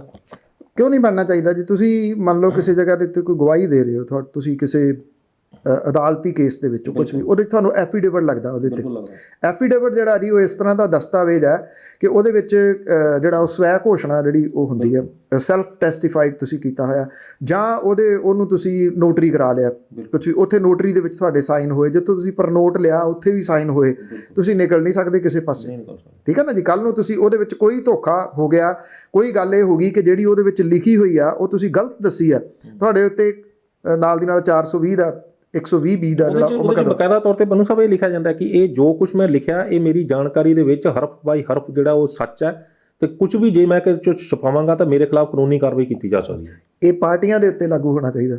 ਜਦੋਂ ਚੋਣ ਮੈਨੀਫੈਸਟੋ ਬਣੇ ਉਹਦੇ ਥੱਲੇ ਇਹ ਸਵੈ ਘੋਸ਼ਣਾ ਪੱਤਰ ਜਿਹੜਾ ਸਰਟੀਫਾਈਡ ਹੋਵੇ, ਟੈਸਟੀਫਾਈਡ ਹੋਵੇ, ਬਿਲਕੁਲ ਠੀਕ ਹੈ ਨਾ ਜੀ। ਉਹ ਟੈਸਟੀਫਾਈਡ ਕਿਹਦੇ ਕੋ ਹੋਵੇ, ਮੇਰਾ ਖਿਆਲ ਇਹ ਕਲੀਅਰ ਹੋਣਾ ਚਾਹੀਦਾ। ਮੰਨ ਲਓ ਮੇਰੇ ਮੁਤਾਬਕ ਜੋ ਮੈਨੂੰ ਸੁਝਾਅ ਆਉਂਦਾ ਵੀ ਇਹ ਚੋਣ ਕਮਿਸ਼ਨ ਤੋਂ ਸਰਟੀਫਾਈਡ ਹੋਣਾ ਚਾਹੀਦਾ ਇਸ ਚੀਜ਼। ਨਹੀਂ, ਮੇਰੀ ਜਾਤੇ ਜਿਹੜੀ ਤੁਹਾਡੇ ਰਾਜ ਦੀ, ਜੇ ਰਾਜ ਵਿਧਾਨ ਸਭਾ ਦੀਆਂ ਚੋਣਾਂ ਨੇ ਤਾਂ ਉਹ ਉੱਥੋਂ ਦੀ ਹਾਈ ਕੋਰਟ ਦਾ ਚੀਫ ਜਸਟਿਸ ਹੈ ਉਹ ਕਰੇ, ਬਿਲਕੁਲ ਠੀਕ ਹੈ ਨਾ ਜੀ। ਉਹ ਹਾਈ ਕੋਰਟ ਦਾ ਚੀਫ ਜਸਟਿਸ ਕਰੇ, ਉਹਨੂੰ ਟੈਸਟੀਫਾਈ ਕਰੇ, ਉਹਦੇ ਤੋਂ ਬਿਨਾਂ ਚੋਣ ਨਾ ਲੜ ਸਕੇ ਕੋਈ ਪਾਰਟੀ। ਹੁਣ ਮੰਨ ਲਓ 22 'ਚ ਇੱਥੇ ਹੋਣੀਆਂ ਨੇ, ਸਾਰੀਆਂ ਪਾਰਟੀਆਂ ਜਿਹੜੇ ਹਾਈ ਕੋਰਟ ਦੇ ਚੀਫ ਜਸਟਿਸ ਦੇ ਕੋਲੇ ਉਹ ਲੈ ਕੇ ਜਾਣ ਜਿਹੜਾ ਚੋਣ ਮੈਨੀਫੈਸਟੋ ਆ ਕਿ ਇਹਦੇ ਉੱਤੇ ਸਾਈਨ ਕਰੋ, ਤਾਂ ਕਿ ਜਦੋਂ ਕੱਲ੍ਹ ਨੂੰ ਇਹੋ ਜਿਹਾ ਕਿਹਾ ਜਾਵੇ 85.7% ਜਾਂ ਮੈਂ ਇੰਨੇ ਵਾਅਦੇ ਪੂਰੇ ਕਰਤੇ, ਕੋਈ ਜਿਹੜਾ ਨਾਗਰਿਕ ਹੈ ਉਹ ਉੱਠ ਕੇ ਉਹਨੂੰ ਹਾਈ ਕੋਰਟ ਦੇ ਵਿੱਚ ਲਿਜਾ ਸਕੇ, ਸਰ ਇਹਦੇ ਉੱਤੇ ਤੁਸੀਂ ਸਾਈਨ ਜਿਹੜੇ ਉਹ ਕੀਤੇ ਹੋਏ ਸੀ, ਦੱਸੋ ਲਿਸਟ ਤੁਹਾਡੇ ਕੋਲੇ ਕੀ ਹੈ, ਕਿਹੜੇ ਕਿਹੜੇ ਤੁਸੀਂ ਵਾਅਦੇ ਜਿਹੜੇ ਉਹ ਪੂਰੇ ਕੀਤੇ ਸੀਗੇ, ਔਰ ਇਹ ਸ਼ਾਰਟ ਹੋਣੇ ਚਾਹੀਦੇ ਆ ਜੀ।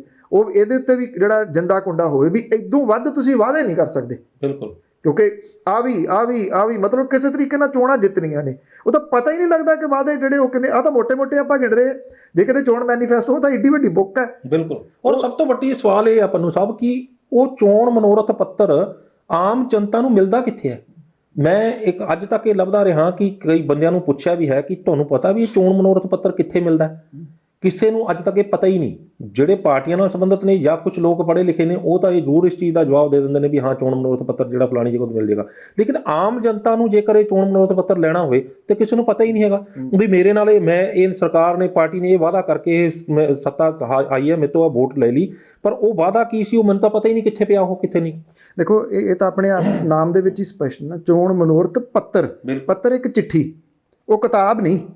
ਇਹਦੀਆਂ ਤਾਂ ਨਿਆਣਿਆਂ ਦੀਆਂ ਗਾਈਡਾਂ ਨਹੀਂ ਜਿਹੜੇ ਚੋਣ ਮਨੋਰਥ ਪੱਤਰ ਬਣਾਈ ਫਿਰਦੇ ਆ। ਨਾ ਤੁਸੀਂ ਉਹਨੂੰ ਹਰ ਕੋਈ ਬੰਦਾ ਜਿਹੜਾ ਉਹ ਪੜ੍ਹ ਸਕੇ, ਨਾ ਉਹਨੂੰ ਦੇਖ ਸਕੇ। ਬ੍ਰਿਟਨ ਦਾ ਸੰਵਿਧਾਨ ਇੱਕ ਸਿਫਰ ਦੇ ਉੱਤੇ ਆ ਜਾਂਦਾ ਸਾਰੇ ਦਾ ਸਾਰਾ, ਉੱਥੇ ਕਿੰਨਾ ਕੁ ਗਲਤ ਜਿਹੜਾ ਉਹ ਹੁੰਦਾ, ਕਿੰਨੇ ਗਲਤ ਉਹ ਕਰਦੇ। ਇਹ ਸਾਡੇ ਇੱਥੇ ਪਤਾ ਹੀ ਨਹੀਂ ਲੱਗਦਾ ਜੀ ਕਿ ਕਿੱਡਾ ਕੁ ਵੱਡਾ, ਕਿੰਨੀਆਂ ਕੁ ਉਹਦੇ ਵਿੱਚ ਜਿਹੜੀਆਂ ਚੇਂਜਸ ਹੋਈਆਂ ਨੇ। ਦੇਖੋ ਇਹ ਜਿੰਦਾ ਕੁੰਡਾ ਵੋਟਰ ਲਾ ਸਕਦਾ ਜਿਹੜਾ ਇਹਦੇ ਉੱਤੇ ਚੋਣ ਮੈਨੀਫੈਸਟੋ ਦੇ ਉੱਤੇ ਉਹ ਸਵਾਲ ਕਰਨਾ ਸਿੱਖੇ ਕਿ ਸਾਨੂੰ ਜੀ ਦੱਸੋ ਕੀ ਤੁਸੀਂ ਵਾਅਦਾ ਕਰ ਰਹੇ ਹੋ, ਇਹਨੂੰ ਤੁਸੀਂ ਮੰਨ ਲਓ। ਜੇ ਕੋਈ ਬੰਦਾ ਇਹ ਕਹਿੰਦਾ ਕਿ ਮੈਂ ਆਹ ਚੀਜ਼ ਜਿਹੜੀ ਕਰਾ ਦੂੰਗਾ, ਸਭ ਤੋਂ ਪਹਿਲਾਂ ਸਵਾਲ ਉਹਨੂੰ ਇਹ ਕਰੋ ਕਿ ਸਰ ਇਹ ਦੱਸੋ ਵੀ ਇੰਨਾ ਕਰਜ਼ਾ ਪੰਜਾਬ ਦੇ ਸਿਰ ਆ, ਤੁਸੀਂ ਉਹਦੀਆਂ ਕਿਸ਼ਤਾਂ ਦਿਓਗੇ ਜਾਂ ਇਹ ਕਰੋਗੇ? ਜੇ ਇਹ ਕਰੋਗੇ ਤੇ ਇਹਦੇ ਵਾਸਤੇ ਪੈਸੇ ਕਿੱਥੋਂ ਆਉਣਗੇ ਤੁਹਾਡੇ ਕੋਲੇ? ਸਿੰਪਲ ਜਿਹਾ ਫੰਡਾ ਜੀ, ਸਿੰਪਲ ਜਿਹਾ। ਜੇ ਤੁਹਾਡੇ ਕੋਲੇ ਰੈਵਨਿਊ ਨਹੀਂ ਹੈਗਾ, ਰੈਵਨਿਊ ਤੁਹਾਡਾ ਡੇ ਬਾਈ ਡੇ ਥੱਲੇ ਤੁਰਿਆ ਜਾ ਰਿਹਾ, ਤੁਸੀਂ ਕਿੱਥੋਂ ਕਰੋਗੇ ਜੀ? ਕਿਹੜੇ ਤਰੀਕੇ ਨਾਲ ਤੁਸੀਂ ਕਰ ਸਕਦੇ ਆ ਜੀ? ਜਿਹੜਾ ਤੁਸੀਂ ਕਿਸੇ ਵੀ ਵਿਅਕਤੀ ਨੂੰ ਹਾਇਰ ਕਰਦੇ ਹੋ, ਪ੍ਰਸ਼ਾਂਤ ਕਿਸ਼ੋਰ ਵਰਗੇ ਨੂੰ, ਉਹਨੂੰ ਜਿਹੜਾ ਪੈਸਾ ਜਾਂਦਾ, ਤੁਹਾਨੂੰ ਕੀ ਲੱਗਦਾ ਕਿ ਉਹ ਜੇਬ 'ਚੋਂ ਦਿੰਦੇ ਆ ਜੀ? ਠੀਕ ਹੈ ਨਾ। ਆਈ ਥਿੰਕ ਕਿਸੇ ਜਗ੍ਹਾ ਦੇ ਉੱਤੇ ਲੋਕਾਂ ਨੂੰ ਇਸ ਇੱਕ ਚੀਜ਼ ਤੋਂ ਤਜਰਬਾ ਜਿਹੜਾ ਜੀ ਉਹ ਕਰਨ ਸ਼ੁਰੂ ਕਰਨ ਕਿ ਜਿਹੜੀਆਂ ਪੈਨਸ਼ਨਾਂ ਨੇ ਇਹ ਅਕਾਲੀ ਬੀਜੇਪੀ ਵਾਲੇ ਕਰ ਗਏ ਵੀ 4 ਵਾਰੀ ਜਿੱਤਿਆ 4 ਪੈਨਸ਼ਨਾਂ, 5 ਵਾਰੀ ਜਿੱਤਿਆ 5 ਪੈਨਸ਼ਨਾਂ, 6 ਵਾਰੀ ਜਿੱਤਿਆ 6 ਪੈਨਸ਼ਨਾਂ। ਸਭ ਤੋਂ ਪਹਿਲਾਂ ਲੋਕ ਪੰਜਾਬ ਦੇ ਐਤਕੀ ਇਹਨੂੰ ਮੁੱਦਾ ਬਣਾਉਣ, ਇੱਕ ਪੈਨਸ਼ਨ ਚਾਹੇ ਜਿੰਨੀ ਵਾਰੀ ਮਰਜ਼ੀ ਜਿਹੜਾ ਉਹ ਜਿੱਤਿਆ ਹੋਇਆ। ਨਹੀਂ, ਸਭ ਤੋਂ ਵੱਡੀ ਗੱਲ ਤਾਂ ਪੰਨੂ ਸਾਹਿਬ ਇਹ ਹੈ ਕਿ ਜਿਹੜੀ ਰਾਜਨੀਤੀ ਹੈ ਉਹ ਕੋਈ ਨੌਕਰੀ ਨਹੀਂ ਹੈਗੀ, ਇਹ ਸੇਵਾ ਹੈ। ਇਹ ਇੱਕ ਸੇਵਾ ਕੀਤੀ ਜਾ ਰਹੀ ਹੈ, ਜਨਤਾ ਦੀ ਸੇਵਾ ਕੀਤੀ ਜਾ ਰਹੀ ਹੈ, ਤੇ ਇਹਦੇ ਵਿੱਚ ਪੈਨਸ਼ਨ ਕਾਹਦੀ? ਬਿਲਕੁਲ, ਜੇ ਨਹੀਂ ਚੰਗਾ ਲੱਗਦਾ ਨਾ ਆਓ, ਤੁਸੀਂ ਰਹਿਣ ਦਿਓ। ਉਹਦੇ ਵਿੱਚ ਤੁਸੀਂ ਜ਼ਰੂਰੀ ਇਹ ਕੰਮ ਕਰਨਾ, ਕੋਈ ਹੋਰ ਕੰਮ ਜਿਹੜਾ ਉਹ ਕਰ ਲਓ। ਇਸ ਪਾਸੇ ਵੱਲ ਤੁਹਾਡਾ ਆਉਣਾ ਜ਼ਰੂਰੀ ਹੈ। ਇਸ ਕਰਕੇ ਇੱਥੋਂ ਸ਼ੁਰੂਆਤ ਜਿਹੜੀ ਜੀ ਉਹ ਕਰਨ। ਜੇ ਰਾਜਨੀਤਿਕਾਂ ਨੂੰ ਇਸ ਤਰੀਕੇ ਦੀ ਠੱਲ ਜਾਂ ਇਹੋ ਜਿਹੇ ਮੁੱਦਿਆਂ ਦੇ ਉੱਤੇ ਠੱਲ ਨਾ ਪਈ, ਕਿਉਂਕਿ ਉਹ ਤੁਹਾਡੀ ਜੇਬਾਂ ਦੇ ਵਿੱਚੋਂ ਜਾ ਰਿਹਾ ਜੀ। ਜੇ ਅੱਜ ਕੋਈ ਵਿਅਕਤੀ ਕਿਸੇ ਨੂੰ, ਪ੍ਰਸ਼ਾਂਤ ਕਿਸ਼ੋਰ ਨੂੰ ਜਾਂ ਕਿਸੇ ਹੋਰ ਨੂੰ ਜਿਹੜਾ ਹਾਇਰ ਕਰਕੇ ਲਿਆਉਂਦਾ, ਉਹ ਤੁਹਾਡੀਆਂ ਜੇਬਾਂ ਦੇ ਵਿੱਚੋਂ, ਕਿਸੇ ਨੇ ਆਪਣੀ ਜੇਬ ਦੇ ਵਿੱਚੋਂ ਨਹੀਂ ਦੇਣਾ। ਜੇ ਮੰਨ ਲਿਆ ਜਾਵੇ ਉਹ ਰੁਪਈਏ ਤੇ ਆਇਆ, ਚਲੋ ਸਪੋਜ਼ ਮੈਂ ਕਰ ਲੈਣਾ ਕਿ ਉਹ ਰੁਪਈਏ ਤੇ ਆਇਆ, ਉਹਨੂੰ ਦਫ਼ਤਰ ਦਿੱਤਾ, ਉਹਨੂੰ ਤੁਸੀਂ ਸਟਾਫ ਦਿੱਤਾ, ਉਹਨੂੰ ਮਸ਼ੀਨਰੀ ਦਿੱਤੀ, ਗੱਡੀਆਂ ਉਹ ਝੂਟੂਗਾ, ਸਾਰਾ ਕੁਝ ਦਿੱਤਾ। ਉਹ ਕਿਹਦਾ ਜੀ? ਉਹ ਕਿਸੇ ਮੁੱਖ ਮੰਤਰੀ ਦਾ ਥੋੜ੍ਹੀ ਆ, ਉਹ ਕਿਸੇ ਪਾਰਟੀ ਦਾ ਥੋੜ੍ਹੀ ਆ, ਉਹ ਲੋਕਾਂ ਦਾ। ਇੱਕ ਗੱਲ ਜਿਹੜੀ ਕਹਿ ਦਿੱਤੀ ਜਾਂਦੀ ਹੈ, ਇਹਦੇ ਟੈਕਸ ਪੇਅਰ ਬੜੇ ਘੱਟ ਨੇ। ਅਸੀਂ ਤਾਂ ਹਰ ਚੀਜ਼ ਦੇ ਉੱਤੇ ਟੈਕਸ ਜਿਹੜਾ ਉਹ ਦੇ ਰਹੇ ਹਾਂ। ਸਾਨੂੰ ਤਾਂ ਸਾਹ ਲੈਣ ਦੇ ਉੱਤੇ ਟੈਕਸ ਜਿਹੜੇ ਲੱਗ ਜਾਣੇ ਆ ਜੇ ਪੰਜਾਬ ਦੇ ਇਹੋ ਹੀ ਹਾਲਾਤ ਜਿਹੜੇ ਰਹੇ। ਉਹ ਆ ਕੇ ਰੋਜ਼ ਗਿਣਿਆ ਕਰਨਗੇ ਵੀ ਤੁਹਾਡੀ ਮਸ਼ੀਨ ਜਿਹੜੀ ਇਹ ਦੱਸਦੀ ਹੈ ਵੀ ਦਿਹਾੜੀ ਦੇ ਵਿੱਚ 800 ਸਾਹ ਲਿਆ, 800 ਤੁਸੀਂ ਕੈਲਕੂਲੇਟ ਕਰਕੇ 8 ਰੁਪਏ ਦੇ ਹਿਸਾਬ ਨਾਲ ਲੈ ਕੱਢੋ ਪੈਸੇ, ਨਹੀਂ ਤਾਂ ਕੱਲ੍ਹ ਤੋਂ ਤੁਹਾਡਾ ਸਾਹ ਲੈਣਾ ਬੰਦ। ਇਹ ਹਾਲਾਤ ਬਣ ਜਾਣੇ ਆ। ਤੁਸੀਂ ਦੇਖੋ ਜਿੰਨਾ ਕਰਜ਼ਾ ਜਿਹੜਾ ਉਹ ਚੜ੍ਹੀ ਜਾ ਰਿਹਾ। ਅੱਛਾ, ਦੂਜੀ ਗੱਲ ਹੈ ਕੁਲਵੰਤ ਸਿੰਘ ਜੀ, ਲੋਕ ਗਰੀਬ ਤੋਂ ਗਰੀਬ ਹੁੰਦੇ ਤੁਰੇ ਜਾ ਰਹੇ ਆ, ਇਹ ਲੋਕ ਅਮੀਰ ਤੋਂ ਅਮੀਰ ਹੁੰਦੇ ਕਿਵੇਂ ਤੁਰੇ ਜਾ ਰਹੇ ਆ? ਜਦੋਂ ਤੁਸੀਂ 17 ਵਾਲੀਆਂ ਲੰਘੀਆਂ, ਆਪਾਂ ਗੱਲ ਕਰਾਂਗੇ ਜ਼ਰੂਰ, ਤੁਹਾਡੇ ਚੈਨਲ ਦੇ ਉੱਤੇ ਕਰਾਂਗੇ, ਉਦੋਂ ਆਪਾਂ ਕੱਢ ਲਾਂਗੇ ਵੀ ਜਿਨ੍ਹਾਂ ਨੇ ਚੋਣਾਂ ਲੜੀਆਂ ਉਹਨਾਂ ਨੇ ਕੀ ਉਦੋਂ ਭਰਿਆ ਸੀਗਾ, ਤੇ ਐਤਕੀ ਉਹਨਾਂ ਦੀ ਪ੍ਰਾਪਰਟੀ ਕਿੰਨੀ ਵੱਧ ਗਈ। ਕਰੋਨਾ ਦੇ ਵਿੱਚ ਜਿਹੜਾ ਉਹ ਕਹਿੰਦਾ ਜੀ ਮਾਰ ਪੈ ਗਈ ਜੀ, ਸਰਕਾਰ ਇਹ ਕਹਿ ਰਹੀ ਹੈ ਸਾਨੂੰ ਕਰੋਨਾ 'ਚ ਮਾਰ ਪੈ ਗਈ। ਅੱਗੇ ਸਿਆਸਤਦਾਨਾਂ ਦੀ ਦੇਖੀ ਜਾਏਗੀ ਉਹਨਾਂ ਦੀ ਕਿੰਨੀ ਉਹਨਾਂ ਦੀ ਸਭ ਦੀ ਵਧੀ। ਇਹ ਜਿੰਦਾ ਕੁੰਡਾ ਕੌਣ ਲਾ ਸਕਦਾ ਜੀ? ਇਹ ਸਿਰਫ ਔਰ ਸਿਰਫ ਲੋਕ ਲਾ ਸਕਦੇ ਆ ਜੀ। ਲੋਕ ਜਾਗਰੂਕ ਹੋਣ। ਮੈਂ ਅੱਗੇ ਵੀ ਇੱਕ ਦਿਨ ਗੱਲ ਕੀਤੀ ਸੀ, ਉਹ ਤੋਂ ਫਿਰ ਦੁਹਰਾਊਂਗਾ ਕਿ ਜਿਹੜੇ ਸਾਡੀ ਨੌਜਵਾਨ ਪੀੜ੍ਹੀ ਆ ਉਹਨੂੰ ਇਹ ਮੋਰਚਾ ਸੰਭਾਲਣਾ ਪਊਗਾ ਔਰ ਉਹਨੂੰ ਥੱਲਿਓਂ ਸੰਭਾਲਣਾ ਪਊਗਾ। ਇਹ ਜ਼ਰੂਰੀ ਨਹੀਂ ਕਿ ਤੁਸੀਂ MLA ਤੋਂ ਸ਼ੁਰੂ ਕਰਨਾ, MP ਤੋਂ ਸ਼ੁਰੂ ਕਰਨਾ, ਮੈਂ MLA ਬਣਨਾ, ਮੈਂ MP। ਅਗਲਾ ਕਹਿੰਦਾ ਲੈ ਦੇ ਕੇ ਨਹੀਂ ਕੁਛ ਹੈਗਾ ਤੇ ਫਿਰ ਮੈਨੂੰ ਚੇਅਰਮੈਨ ਹੀ ਦੇ ਦਿਓ, ਉਦੋਂ ਥੱਲੇ ਨਹੀਂ ਆਉਂਦਾ। ਇਹ ਜਿਹੜੀ ਨੌਜਵਾਨ ਨੇ ਉਹਨਾਂ ਨੂੰ ਪੰਚੀ ਸਰਪੰਚੀ ਤੋਂ ਸਟਾਰਟ ਕਰਨਾ ਪਊਗਾ ਵੀ ਅਸੀਂ ਪੰਚ ਬਣ ਕੇ ਪੰਜਾਬ ਦਾ ਕੁਝ ਕਰਨਾ, ਅਸੀਂ ਸਰਪੰਚ ਬਣ ਕੇ ਆਪਣੇ ਪਿੰਡ ਦਾ ਕੁਝ ਜਿਹੜਾ ਉਹ ਕਰਨਾ। ਘਰਾਚੋਂ ਵਾਲਿਆਂ ਨੇ ਜ਼ਮੀਨ ਛਡਾਈ ਹੈ, ਉਹ ਪੜ੍ਹਿਆ ਲਿਖਿਆ ਸਰਪੰਚ ਸੀਗਾ। ਖੜਿਆਲ ਪਿੰਡ ਹੈ, ਉੱਥੇ ਮੁੰਡੇ ਜਿਹੜੇ ਆਪਣੀ ਜ਼ਮੀਨ ਛਡਵਾਉਣ ਦੇ ਵਾਸਤੇ ਪੂਰੀ ਕੋਸ਼ਿਸ਼ ਜਿਹੜੀ ਉਹ ਕਰ ਰਹੇ ਆ। ਇੱਦਾਂ ਦੀਆਂ ਕੋਸ਼ਿਸ਼ਾਂ ਤੁਹਾਨੂੰ ਕਰਨੀਆਂ ਪੈਣਗੀਆਂ ਜੇ ਤੁਸੀਂ ਇਸ ਢਾਂਚੇ ਨੂੰ ਸੁਧਾਰਨਾ। ਨਹੀਂ ਤਾਂ ਉਹੀ ਗੱਲ ਤੁਸੀਂ ਕਹ ਰਹੇ 70-72 ਸਾਲ ਹੋ ਗਏ, ਉੱਥੇ ਕੀ ਗੇੜੀ ਦੇਈ ਉਹਨੇ ਆ, ਸਰ ਮੇਰੀ ਗਲੀ ਨਹੀਂ ਬਣੀ, ਮੇਰੀ ਨਾਲੀ ਨਹੀਂ ਬਣੀ, ਸਰਪੰਚ ਨੇ ਇੱਟਾਂ ਸਟਾ ਲੀਆਂ, ਜਿਹੜਾ ਪੁਰਾਣਾ ਸਰਪੰਚ ਨਹੀਂ ਉਹਨੇ ਲੱਗਣ ਨਹੀਂ ਦਿੱਤੀਆਂ। ਇਹ ਉੱਥੇ ਹੀ ਫਿਰਦੀ ਸਾਰੀ ਸਿਆਸਤ। ਪੰਨੂ ਸਾਹਿਬ, ਇੱਥੇ ਮੈਨੂੰ ਲੱਗਦਾ ਦਰਸ਼ਕਾਂ ਦੇ ਮਨਾਂ ਦੇ ਵਿੱਚ ਇੱਕ ਸਵਾਲ ਹੋਣਾ ਕਿ ਚੋਣਾਂ ਸਿਰ 'ਤੇ ਨੇ, ਜੇ ਨਹੀਂ ਹੈਗਾ ਤਾਂ ਕਰਿਓ ਜ਼ਰੂਰ ਪਲੀਜ਼, ਕਿ ਚੋਣਾਂ ਸਿਰ 'ਤੇ ਨੇ ਅਤੇ ਹਰ ਵਾਰ ਜਿਹੜਾ ਇਹ ਹੁੰਦਾ ਕਿ ਪਾਰਟੀਆਂ ਆਉਂਦੀਆਂ ਨੇ, ਮੈਂ ਇੰਨੇ ਰੁਜ਼ਗਾਰ ਦਾਂਗੀ, ਮੈਂ ਲੈਪਟਾਪ ਫਰੀ ਦਿਆਂਗੀ, ਮੈਂ ਬਿਜਲੀ ਫਰੀ ਦਿਆਂਗੀ, ਮੈਂ ਆਹ ਫਰੀ ਦਿਆਂਗੀ, ਆਹ ਫਰੀ ਦਿਆਂਗੀ, ਆਟਾ ਦਾਲ ਫਰੀ ਦਿਆਂਗੀ। ਪਰ ਜਿਹੜਾ ਆਮ ਵੋਟਰ ਹੈ ਉਹ ਕਹਿੰਦਾ ਮੈਂ ਜਿਹੜਾ ਪੈਸਾ ਦਿੱਤਾ ਉਹ ਤੁਹਾਨੂੰ ਦਿੱਤਾ ਸੂਬੇ ਦੇ ਵਿਕਾਸ ਲਈ। ਤੁਹਾਡੀ ਝੰਡੀ ਵਾਲੀ ਕਾਰ ਦੇ ਵਿੱਚ ਬੈਠਣ ਦੀ ਤਮੰਨਾ, ਤੁਹਾਡੀ ਸੱਤਾ ਦੀਆਂ ਕੁਰਸੀਆਂ 'ਤੇ ਬੈਠਣ ਦੀ ਤਮੰਨਾ, ਮੈਂ ਆਪਣੇ ਵੱਲੋਂ ਖੂਨ ਪਸੀਨੇ ਦੀ ਕਮਾਈ ਜਿਹੜੀ ਕਰਕੇ ਟੈਕਸ ਦਿੱਤਾ ਉਹ ਦੇ ਕੇ ਮੈਂ ਤੁਹਾਡੀਆਂ ਇੱਛਾਵਾਂ ਪੂਰੀਆਂ ਕਿਉਂ ਕਰਾਂ? ਬਿਲਕੁਲ ਜੀ। ਤੁਸੀਂ 2 ਵੀਲਰ ਲੈਣ ਜਾਂਦੇ ਹੋ, 4 ਵੀਲਰ ਲੈਣ ਜਾਂਦੇ ਹੋ, ਉਹਦੇ ਉੱਤੇ ਗਊ ਸੈਸ ਲੱਗਦਾ। ਬਿਲਕੁਲ ਕਹਿੰਦਾ ਜੀ, 2 ਵੀਲਰ 'ਤੇ ਲੱਗਦਾ, 4 ਵੀਲਰ 'ਤੇ ਵੀ ਲੱਗਦਾ। ਬਾਹਰ ਨਿਕਲਦੇ ਸਾਰ ਕੋਈ ਨਾ ਕੋਈ ਗਾਂ ਤੁਹਾਡੇ 'ਚ ਵੱਜਦੀ ਹੈ। ਬਿਲਕੁਲ ਉਹਦੀ ਕੋਈ ਸੁਣਵਾਈ ਨਹੀਂ ਗੀ। ਉਹਦੇ ਉਹ ਪੈਸਾ ਕਿੱਥੇ ਜਾ ਰਿਹਾ? ਗੱਲਾਂ ਛੋਟੀਆਂ ਨੇ, ਇਹਦੇ ਮਾਇਨੇ ਬਹੁਤ ਜਿਹੜੇ ਜੀ ਉਹ ਵੱਡੇ ਨੇ। ਜੇ ਪ੍ਰਕਾਸ਼ ਸਿੰਘ ਬਾਦਲ ਹੋਰੀ ਇੱਕ ਗੱਲ ਕਹਿੰਦੇ ਹੁੰਦੇ ਸੀਗੇ, ਜਦੋਂ ਅਸੀਂ ਆਏ ਕਹਿੰਦੇ ਉਦੋਂ ਤਾਂ 50,000 ਬੰਦਾ ਆਟਾ ਦਾਲ 'ਤੇ ਸੀ, ਅਸੀਂ 2.5 ਲੱਖ ਕਰਤਾ। ਇਹ ਤਰੱਕੀ ਥੋੜ੍ਹੀ ਆ, ਇਹ ਤਾਂ ਮੁਫਤ ਥੱਲੇ ਚਲੇ ਗਿਆ। ਤੁਸੀਂ ਨਾਲੇ ਹੋਰ ਹੈ ਜੀ, ਹੱਡ ਹਰਾਮੀ ਦੀ ਹਾਲਤ ਪੈ ਸਕਦੀ ਹੈ। ਤੁਸੀਂ ਇਹ ਮੁਫਤ ਬੰਦ ਕੀਤਾ ਜਾਵੇ ਜਿਹੜਾ ਜੀ, ਲੋਕਾਂ ਨੂੰ ਰੁਜ਼ਗਾਰ ਦਿਓ, ਉਹ ਕਮਾ ਕੇ ਖਾਣ ਨੂੰ ਤਰਜੀਹ ਦੇਣਗੇ। ਇਹ ਗੱਲ ਕੌੜੀ ਲੱਗੂਗੀ ਬਹੁਤ ਸਾਰਿਆਂ ਨੂੰ ਕਿ ਤੁਸੀਂ ਇਹਨਾਂ ਚੀਜ਼ਾਂ ਦੇ ਉੱਤੇ ਰੋਕ ਦਿਓ। ਜਿਹੜੀ ਕਮਾਈ ਦੇ ਨਾਲ ਆਪਣੀ ਹੱਕ ਦੀ ਕਮਾਈ ਦੀ ਜਿਹੜੀ ਰੋਟੀ ਹੈ ਨਾ, ਅਸਲ 'ਚ ਰੋਟੀ ਹੀ ਉਹ ਹੁੰਦੀ ਹੈ। ਇਹਨਾਂ ਲੋਕਾਂ ਨੇ ਜਿਹੜੇ ਸਿਆਸਤਦਾਨ ਨੇ ਉਹਨਾਂ ਨੂੰ ਲੋਕਾਂ ਨੂੰ ਬਣਾਤਾ, ਬਸ ਇੱਦਾਂ ਹੀ ਕਰਤਾ। ਆਏ ਹੋ ਤਾਂ ਕੀ ਲੈ ਕੇ ਆਏ ਹੋ, ਚੱਲੇ ਹੋ ਤਾਂ ਕੀ ਦੇ ਕੇ ਜਾਓਗੇ? ਅੱਛਾ, ਮਾਫ਼ ਕਰਨਾ ਤੁਹਾਨੂੰ ਮੈਂ ਇੱਥੇ ਰੋਕਾਂਗਾ। ਕੀ ਤੁਹਾਨੂੰ ਲੱਗਦਾ ਕਿ ਜਿਹੜਾ ਆਟਾ ਦਾਲ ਫਰੀ ਜਾਂ ਜੋ ਕੁਝ ਵੀ ਫਰੀ ਲੈਣ ਦੀ ਆਦਤ ਜਿਹੜੀ ਹੈ ਪਾਰਟੀਆਂ ਨੇ ਪੰਜਾਬੀਆਂ ਨੂੰ ਪਾਈ ਹੈ, ਉਹ ਵੀ ਇੱਕ ਕਾਰਨ ਹੈ ਨਸ਼ਾ ਵਧਣ ਦਾ? ਕਿਉਂਕਿ ਘਰ ਸਭ ਕੁਝ ਹੋ ਰਿਹਾ ਅਤੇ ਜਿਹੜਾ ਪੈਸਾ ਆਪ ਕਮਾ ਰਿਹਾ ਉਹ ਨਸ਼ਿਆਂ 'ਚ ਲਾਉਣਾ ਸ਼ੁਰੂ ਕਰਤਾ। ਜਿਹੜਾ ਕੈਨੇਡਾ ਹੈ ਨਾ ਜੀ, ਉਹਦੇ ਜਿਹੜੇ ਅਸਲ ਓਨਰ ਨੇ ਉਹ ਰੈੱਡ ਇੰਡੀਅਨਸ ਨੇ, ਅਤੇ ਇਸੇ ਤਰੀਕੇ ਦੇ ਨਾਲ ਆਸਟ੍ਰੇਲੀਆ ਦੇ ਵਿੱਚ ਜਿਹੜੇ ਉੱਥੋਂ ਦੇ ਓਨਰ ਨੇ ਉਹ ਵੀ ਇਸੇ ਤਰ੍ਹਾਂ ਦੇ ਨੇ। ਉਹਨਾਂ ਨੂੰ ਸਰਕਾਰਾਂ ਨੇ ਕੀ ਕੀਤਾ ਜੀ, ਆਹ ਜਿਹੜੀ ਗੱਲ ਤੁਸੀਂ ਕਰਦੇ ਹੋ, ਮੁਫਤ ਸਾਰਾ ਕੁਝ ਦੇ ਕੇ ਉਹ ਨਸ਼ਿਆਂ ਦੇ ਵਿੱਚ ਉਹ ਖ਼ਤਮ ਕੀਤੇ ਜਾ ਰਹੇ ਨੇ। ਖ਼ਤਮ ਹੋ ਗਏ ਲਗਭਗ, ਨੇੜੇ ਤੇੜੇ ਜਿਹੜਾ ਵੀ ਉਹ ਹੋ ਗਏ। ਸਾਡਾ ਵੀ ਬਿਲਕੁਲ ਇਹ ਹਾਲ ਇਹ ਕੀਤਾ ਗਿਆ ਜੀ। ਅੱਜ ਮੈਂ ਪੜ੍ਹ ਰਿਹਾ ਸੀ, ਬੰਗਾਲ ਦੇ ਵਿੱਚ ਭਾਰਤੀ ਜਨਤਾ ਪਾਰਟੀ ਨੇ ਘਰ ਘਰ ਨੌਕਰੀ ਅਤੇ ਮੁਫਤ ਜਿਹੜੇ ਜੀ ਬਿਜਲੀ ਦੀਆਂ ਸੇਵਾਵਾਂ ਅਤੇ ਆਟਾ ਦਾਲ, ਉਹ ਸਾਰਾ ਕੁਝ ਜਿਹੜਾ ਉਹ ਕੀਤਾ। ਅਰਵਿੰਦ ਕੇਜਰੀਵਾਲ ਹੋਰਾਂ ਨੇ ਦਿੱਲੀ ਦੇ ਵਿੱਚ ਇਹ ਕਰਤਾ ਕਿ ਅਸੀਂ ਡੋਰ ਟੂ ਡੋਰ ਮੁਫਤ ਡਿਲੀਵਰ ਕਰਾਂਗੇ ਆਟਾ ਦਾਲ, ਹੈ ਨਾ, ਰਾਸ਼ਨ। ਪੱਛਮੀ ਬੰਗਾਲ ਵਾਲਿਆਂ ਨੇ ਆਪਣੇ ਮੈਨੀਫੈਸਟੋ 'ਚ ਪਾਤਾ ਵੀ ਅਸੀਂ ਵੀ ਕਰਾਂਗੇ। ਜੇ ਕੋਈ ਲੋੜਵੰਦ ਹੈ, ਜਿਵੇਂ ਇਹ ਵਿਦੇਸ਼ਾਂ ਦੇ ਵਿੱਚ ਵੀ ਸ਼ੈਲਟਰ ਬਣੇ ਹੋਏ ਨੇ, ਠੀਕ ਹੈ ਨਾ ਜੀ, ਹੋਮਲੈਸ ਸ਼ੈਲਟਰ ਉਹਨੂੰ ਕਹਿੰਦੇ ਆ। ਨਹੀਂ ਕੋਈ ਕਮਾ ਸਕਦਾ, ਨਹੀਂ ਕੁਝ ਕਰ ਸਕਦਾ, ਉਹ ਹੈਂਡੀਕੈਪ ਹੈ, ਕੁਛ ਹੈ, ਉੱਥੇ ਸਮਝ ਆਉਂਦੀ ਹੈ ਉਹਨਾਂ ਦੇ ਸ਼ੈਲਟਰ ਬਣੇ ਹੋਣ, ਉੱਥੇ ਤੁਸੀਂ ਦਿਓ। ਨਹੀਂ ਤਾਂ ਅਦਰਵਾਈਜ਼ ਚੰਗੇ ਭਲੇ ਬੰਦੇ ਨੂੰ ਤੁਸੀਂ ਜੇ ਆਟਾ ਦਾਲ ਦੇ ਉੱਤੇ ਲਾ ਦੋਗੇ, ਉਹ ਕੰਮ ਕਿਉਂ ਕਰੂਗਾ? ਉਹ ਕਿਉਂ ਜਿਹੜਾ ਜੀ ਉਹ ਜੁਗਾੜ ਲੱਭੂਗਾ? ਇੱਥੇ ਹੁਣ ਇੱਕ ਖੋਕੇ ਦੇ ਉੱਤੇ ਚਾਹ ਬਣਾਉਣ ਵਾਲਾ ਜਾਂ ਇੱਕ ਸਬਜ਼ੀ ਦੀ ਰੇਹੜੀ ਵਾਲਾ, ਉਹ ਜਿਹੜਾ ਗਲੀ ਦੇ ਵਿੱਚ ਫਿਰਦਾ, ਉਹ ਕਿੰਨੀ ਤੜਕੇ ਉੱਠ ਕੇ ਸਬਜ਼ੀ ਮੰਡੀ ਦੇ ਵਿੱਚੋਂ ਸਬਜ਼ੀ ਲਿਆਉਂਦਾ, ਉਹ ਵੀ ਤਾਂ ਕਿਤੇ ਆਟਾ ਦਾਲ ਦੇ ਉੱਤੇ ਲੱਗ ਸਕਦਾ ਨਾ ਜੀ। ਉਹ ਜੇ ਮਿਹਨਤ ਕਰ ਸਕਦਾ ਤੇ ਦੂਜਾ ਕਿਉਂ ਨਹੀਂ ਮਿਹਨਤ ਜਿਹੜਾ ਕਰ ਸਕਦਾ? ਇੱਕ ਇੱਥੇ ਪਟਿਆਲੇ ਦੇ ਵਿੱਚ ਕਿਤੇ ਕੋਰਟ ਦੇ ਵਿੱਚ ਤੁਸੀਂ ਜਾਓ ਤਾਂ ਇੱਕ ਗੁਰਸਿੱਖ ਹੈ ਮੁੰਡਾ, ਉਹ ਹੈਂਡੀਕੈਪ, ਉਹਦਾ ਹੱਥ ਵੀ ਇੱਕ ਚੱਲਦਾ, ਲੱਤਾਂ ਦੋਨੋਂ ਹੈ ਨਹੀਂ, ਉਹ ਵੀਲ ਚੇਅਰ ਦੇ ਉੱਤੇ ਬੈਠਾ ਸਟਾਮ ਵੇਚਦਾ ਹੁੰਦਾ ਜੀ। ਉਹ ਤਾਂ ਕਿਸੇ ਮੂਹਰੇ ਹੱਥ ਨਹੀਂ ਅੜਦਾ। ਉਹ ਸਵੇਰ ਤੋਂ ਸ਼ਾਮ ਤੱਕ ਘੱਟੋ ਘੱਟ 8 ਤੋਂ 10 ਘੰਟੇ ਮੈਂ ਉਹਨੂੰ ਬਹੁਤ ਵਾਰੀ ਜਿਹੜਾ ਦੇਖਦਾ, ਉਹ ਉਸੇ ਵੀਲ ਚੇਅਰ ਦੇ ਉੱਤੇ ਬੈਠਾ, ਨਾਲ ਹੀ ਉਹਦੀ ਰੋਟੀ ਆ, ਉੱਥੇ ਬਹਿ ਕੇ ਉਹ, ਕਿਉਂਕਿ ਆਪ ਤਾਂ ਚੱਲ ਨਹੀਂ ਸਕਦਾ। ਜਿਹੜੇ ਉਹਦੇ ਕੋਈ ਹੈ ਨੇੜਲਾ, ਉਹਨੂੰ ਸਵੇਰੇ ਛੱਡ ਜਾਂਦਾ ਉੱਥੇ ਤੱਕ, ਸ਼ਾਮੀ ਫਿਰ ਉਹਨੂੰ ਜਿਹੜਾ ਲੈ ਜਾਂਦਾ। ਇੱਦਾਂ ਦੇ ਲੋਕ ਵੀ ਨੇ। ਉਹ ਹੈਂਡੀਕੈਪ ਥੋੜ੍ਹੀ ਆ ਜੀ, ਹੈਂਡੀਕੈਪ ਉਹ ਨੇ ਜਿਹੜੇ ਆਟਾ ਦਾਲ ਸਕੀਮ ਦੇ ਉੱਤੇ ਲੱਗੇ। ਬਿਲਕੁਲ ਮੁਫਤ ਲੈ ਰਹੇ ਨੇ, ਜੋ ਕੁਛ ਮੁਫਤ ਲੈਣੇ। ਪਰ ਇਹ ਕੀ ਆਪਾਂ ਮੁਫਤਖੋਰੀ ਦੀ ਆਦਤ ਪੈ ਕੇ ਲੋਕਾਂ ਨੂੰ ਨਕਾਰਾ ਕਰਕੇ ਜੋ ਮੁਲਕ ਦੀ ਜਿਹੜੀ ਅਸਲੀ ਐਨਰਜੀ ਹੈ, ਜਿਹੜੀ ਮਿਹਨਤ ਕਰਕੇ ਜਿਹੜੀ ਅੱਗੇ ਵਧਾ ਸਕਦੇ ਹਾਂ, ਵਿਕਾਸ ਕਰ, ਕੀ ਆਪਣੇ ਵਿਕਾਸ ਨੂੰ ਅਸੀਂ ਆਪ ਹੀ ਰੋਕ ਨਹੀਂ ਰਹੇ? ਬਿਲਕੁਲ ਰੋਕ ਰਹੇ ਹਾਂ ਜੀ। ਇਹਦੇ 'ਚ ਕੋਈ ਸ਼ੱਕ ਵਾਲੀ ਜਿਹੜੀ ਉਹ ਗੱਲ ਨਹੀਂ ਕੀਤੀ, ਕਿਉਂਕਿ ਕੋਈ ਵੀ ਚੀਜ਼ ਤੁਸੀਂ ਕਿਤੇ ਵੀ ਜਿਹੜੀ ਮੁਫਤ ਦਿੰਦੇ ਹੋ, ਸਰਕਾਰਾਂ ਆਪਣੇ ਪੱਲਿਓਂ ਨਹੀਂ ਦਿੰਦੀਆਂ। ਇਹ ਗੱਲ ਲੋਕਾਂ ਨੂੰ ਸਮਝਣੀ ਪਊਗੀ ਜੀ। ਇਹੀ ਮੇਰਾ ਸਵਾਲ ਸੀਗਾ ਕਿ ਕੀ ਜਿਹੜਾ ਜੋ ਵਾਅਦੇ ਆਪਣੀ ਮਹੱਤਵਕਾਂਸ਼ਾ ਨੂੰ ਪੂਰਾ ਕਰਨ ਲਈ ਉਹ ਕਰ ਰਹੀ ਹੈ ਪਾਰਟੀ, ਕਾਰਾਂ, ਝੰਡੀ ਵਾਲੀਆਂ ਕਾਰਾਂ, ਗੱਡੀਆਂ, ਜਿਹੜਾ ਸੱਤਾ ਦੀਆਂ ਕੁਰਸੀਆਂ, ਉਹਦਾ ਪੈਸਾ ਕੀ ਪਾਰਟੀਆਂ ਨੂੰ ਆਪਣੇ ਪੱਲੋਂ ਨਹੀਂ ਖਰਚਣਾ ਚਾਹੀਦਾ? ਜਨਤਾ ਦੇ ਪੈਸੇ ਕਿਉਂ ਖਰਚ ਰਹੀਆਂ ਨੇ? ਨਹੀਂ, ਪੱਲਿਓਂ ਉਹ ਕਿਉਂ ਖਰਚਣਗੇ ਜੀ? ਉਹ ਤਾਂ ਹੁਣ ਤਾਂ ਸੈਂਟਰ ਦੀ ਸਰਕਾਰ ਨੇ ਇਹ ਵੀ ਕਰਤਾ ਵੀ ਜਿਹੜੇ ਤੁਹਾਨੂੰ ਫੰਡ ਦਿੰਦੇ ਆ ਉਹਦਾ ਨਾਂ ਦੱਸਣ ਦੀ ਲੋੜ ਨਹੀਂ ਹੈ। ਮਤਲਬ ਕਿ ਉਹ ਤੰਬਾਕੂ ਵਾਲਿਆਂ ਤੋਂ ਵੀ ਲਈ ਚੱਲੋ, ਸ਼ਰਾਬ ਵਾਲਿਆਂ ਤੋਂ ਵੀ ਲਈ ਚੱਲੋ, ਜਿੱਥੋਂ ਮਰਜ਼ੀ ਜਿਹੜਾ ਉਹ ਲਈ ਚੱਲੋ। ਜਦੋਂ ਇੱਥੇ ਕਬੱਡੀ ਕੱਪ ਹੁੰਦਾ ਸੀ ਉਹ ਸ਼ਰਾਬ ਦੀਆਂ ਕੰਪਨੀਆਂ ਉਹਨੂੰ ਸਪਾਂਸਰ ਕਰਦੀਆਂ ਸੀਗੀਆਂ।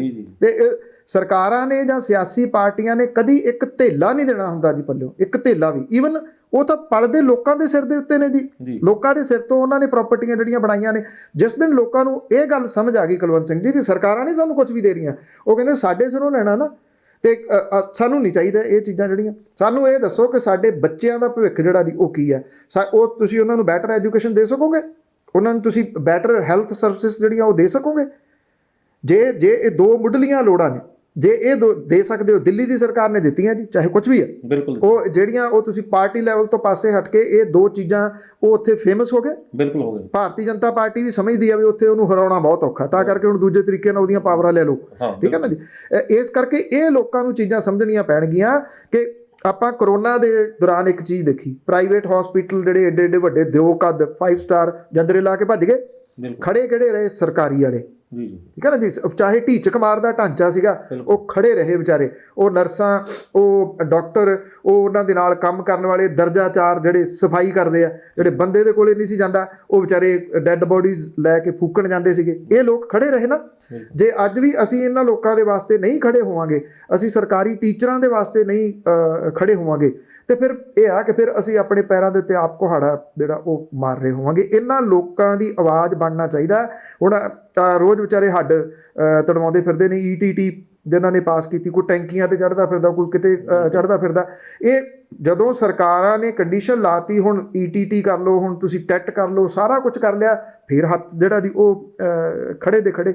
ਇਹ ਚੀਜ਼ਾਂ ਤੁਹਾਨੂੰ ਗਲ 'ਚ ਗੂਠਾ ਦੇ ਕੇ ਜਿਹੜੀਆਂ ਰਾਜਨੀਤਿਕ ਧਿਰਾਂ ਨੇ ਉਹਨਾਂ ਤੋਂ ਮੰਗਣੀਆਂ ਪੈਣਗੀਆਂ। ਇਹ ਹੱਕ ਨੇ ਜਿਹੜੇ ਕਹਿੰਦੇ ਸਾਡੇ ਹੱਕ ਇੱਥੇ ਰੱਖ, ਜਿਹੜਾ ਉਹ ਨਾਅਰਾ ਉਹ ਇਹਦੇ ਉੱਤੇ ਆ ਕਿ ਤੁਹਾਡੀਆਂ ਮੁੱਢਲੀਆਂ ਲੋੜਾਂ, ਤੁਹਾਡਾ ਐਜੂਕੇਸ਼ਨ ਸਿਸਟਮ, ਤੁਹਾਡਾ ਹੈਲਥ ਸਿਸਟਮ, ਇਹ ਦੋ ਜੇਕਰ ਤੁਸੀਂ ਸੁਧਾਰ ਲਏ ਤੇ ਸੁਧਾਰ ਆਉਣਾ ਲਾਜ਼ਮੀ ਆ ਲੋਕਾਂ ਦੀ ਜ਼ਿੰਦਗੀ 'ਚ, ਕਿਉਂਕਿ ਇੱਕ ਪਿਰਤ ਪੈਣੀ ਹੁੰਦੀ ਹੈ, ਇੱਕ ਸ਼ੁਰੂਆਤ ਹੋਣੀ ਹੁੰਦੀ ਹੈ। ਅੱਛਾ, ਮੈਂ ਹੁਣ ਦਰਸ਼ਕਾਂ ਵੱਲੋਂ ਤੁਹਾਡੇ ਕੋਲੋਂ ਇੱਕ ਸਵਾਲ ਪੁੱਛਾਂਗਾ ਜਾਂਦੇ ਲਾਸਟ ਜਿਹੜਾ ਹੋਏਗਾ। ਤੁਹਾਡੇ ਕੋਲੇ ਸਿਆਸਤਦਾਨ ਵੋਟ ਮੰਗਣ ਆਉਂਦੇ ਨੇ 2022 'ਚ, ਕਿਹੜੇ ਸਵਾਲ ਹੋਣੇ ਚਾਹੀਦੇ ਨੇ ਜਿਹੜੇ ਤੁਹਾਨੂੰ ਸਿਆਸਤਦਾਨਾਂ ਤੋਂ ਪੁੱਛਣੇ ਚਾਹੀਦੇ? ਦੇਖੋ, ਪਹਿਲੀ ਤਾਂ ਗੱਲ ਵੀ ਇਹ ਪੰਜਾਬ ਦਾ ਮੌਜੂਦਾ ਹਾਲਾਤ ਕਿਉਂ ਇਦਾਂ ਦੇ ਬਣ ਗਏ, ਤੇ ਉਹਨਾਂ ਦੇ ਕੋਲੇ ਰੋਡ ਮੈਪ ਕੀ ਹੈ। ਰੋਡ ਮੈਪ ਦਾ ਮਤਲਬ ਇਹ ਦੋ ਲਫ਼ਜ਼ ਨਹੀਂ ਗਏ। ਹਰ ਬੰਦਾ ਉਹਨੂੰ ਕਹੇ ਕਿ ਮੈਨੂੰ ਲੇਮੈਨ ਲੈਂਗੁਏਜ ਦੇ ਵਿੱਚ ਸਮਝਾ, ਜਿਹੜੀ ਸਿੱਧੀ ਭਾਸ਼ਾ, ਉਹਦੇ ਵਿੱਚ ਮੈਨੂੰ ਦੱਸ ਵੀ ਤੇਰੇ ਕੋਲੇ ਇਹਦਾ ਹੈ ਕੀ।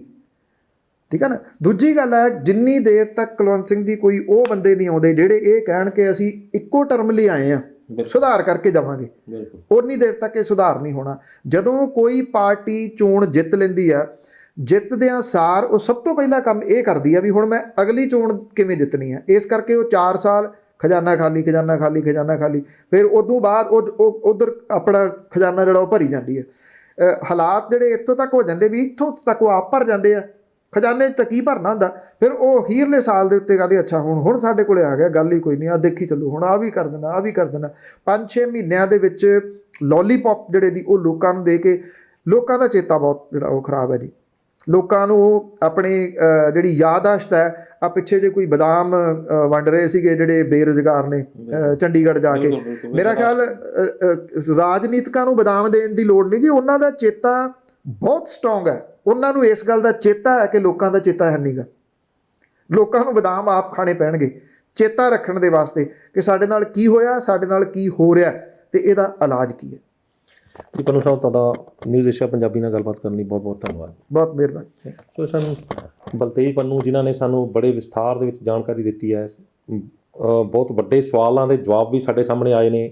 ਇੱਕ ਚੀਜ਼ ਜਿਹੜੀ ਸਭ ਤੋਂ ਵੱਡੀ ਨਿਕਲ ਕੇ ਸਾਹਮਣੇ ਆਈ ਹੈ ਕਿ ਚੋਣ ਮਨੋਰਥ ਪੱਤਰ ਉਹ ਰਜਿਸਟਰਡ ਹੋਣੇ ਚਾਹੀਦੇ ਨੇ, ਜਿਹਦੇ ਉੱਤੇ ਹਾਈ ਕੋਰਟ ਦੇ ਚੀਫ ਜਸਟਿਸ ਦੇ ਹਸਤਾਖਰ ਹੋਣ, ਉਹ ਉਸ ਚੀਜ਼ ਦੇ ਗਵਾਹ ਬਣਨ ਵੀ ਆਹ ਵਾਅਦੇ ਇਹਨਾਂ ਨੇ ਮੇਰੇ ਸਾਹਮਣੇ ਕੀਤੇ ਨੇ, ਤੇ ਜੇਕਰ ਇਹ ਵਾਅਦੇ ਪੂਰੇ ਨਹੀਂ ਕਰਦੇ ਜਾਂ ਮਨੁੱਕਰ ਹੁੰਦੇ ਨੇ ਉਹਨਾਂ ਵਾਅਦਿਆਂ ਤੋਂ, ਤਾਂ ਉਸ ਦੀ ਆਉਣ ਵਾਲੇ ਸਮੇਂ ਦੇ ਵਿੱਚ ਕੋਈ ਵੀ ਬੰਦਾ ਜਾ ਕੇ ਉੱਥੇ ਪਟੀਸ਼ਨ ਫਾਈਲ ਕਰਕੇ ਉਹਨਾਂ ਨੂੰ ਜਵਾਬਦੇਹੀ ਮੰਗ ਸਕਦਾ ਹੈ ਤੇ ਉਹਨਾਂ ਦੇ ਖਿਲਾਫ ਜਿਹੜਾ ਕਾਰਵਾਈ ਕਰਵਾ ਸਕਦਾ। ਸੋ ਤੁਹਾਨੂੰ ਇਹ ਗੱਲਬਾਤ ਕਿਵੇਂ ਲੱਗੀ?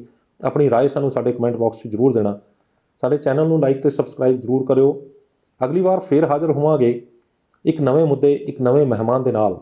ਉਦੋਂ ਤੱਕ ਮੈਨੂੰ ਦਿਓ ਇਜਾਜ਼ਤ। ਧੰਨਵਾਦ।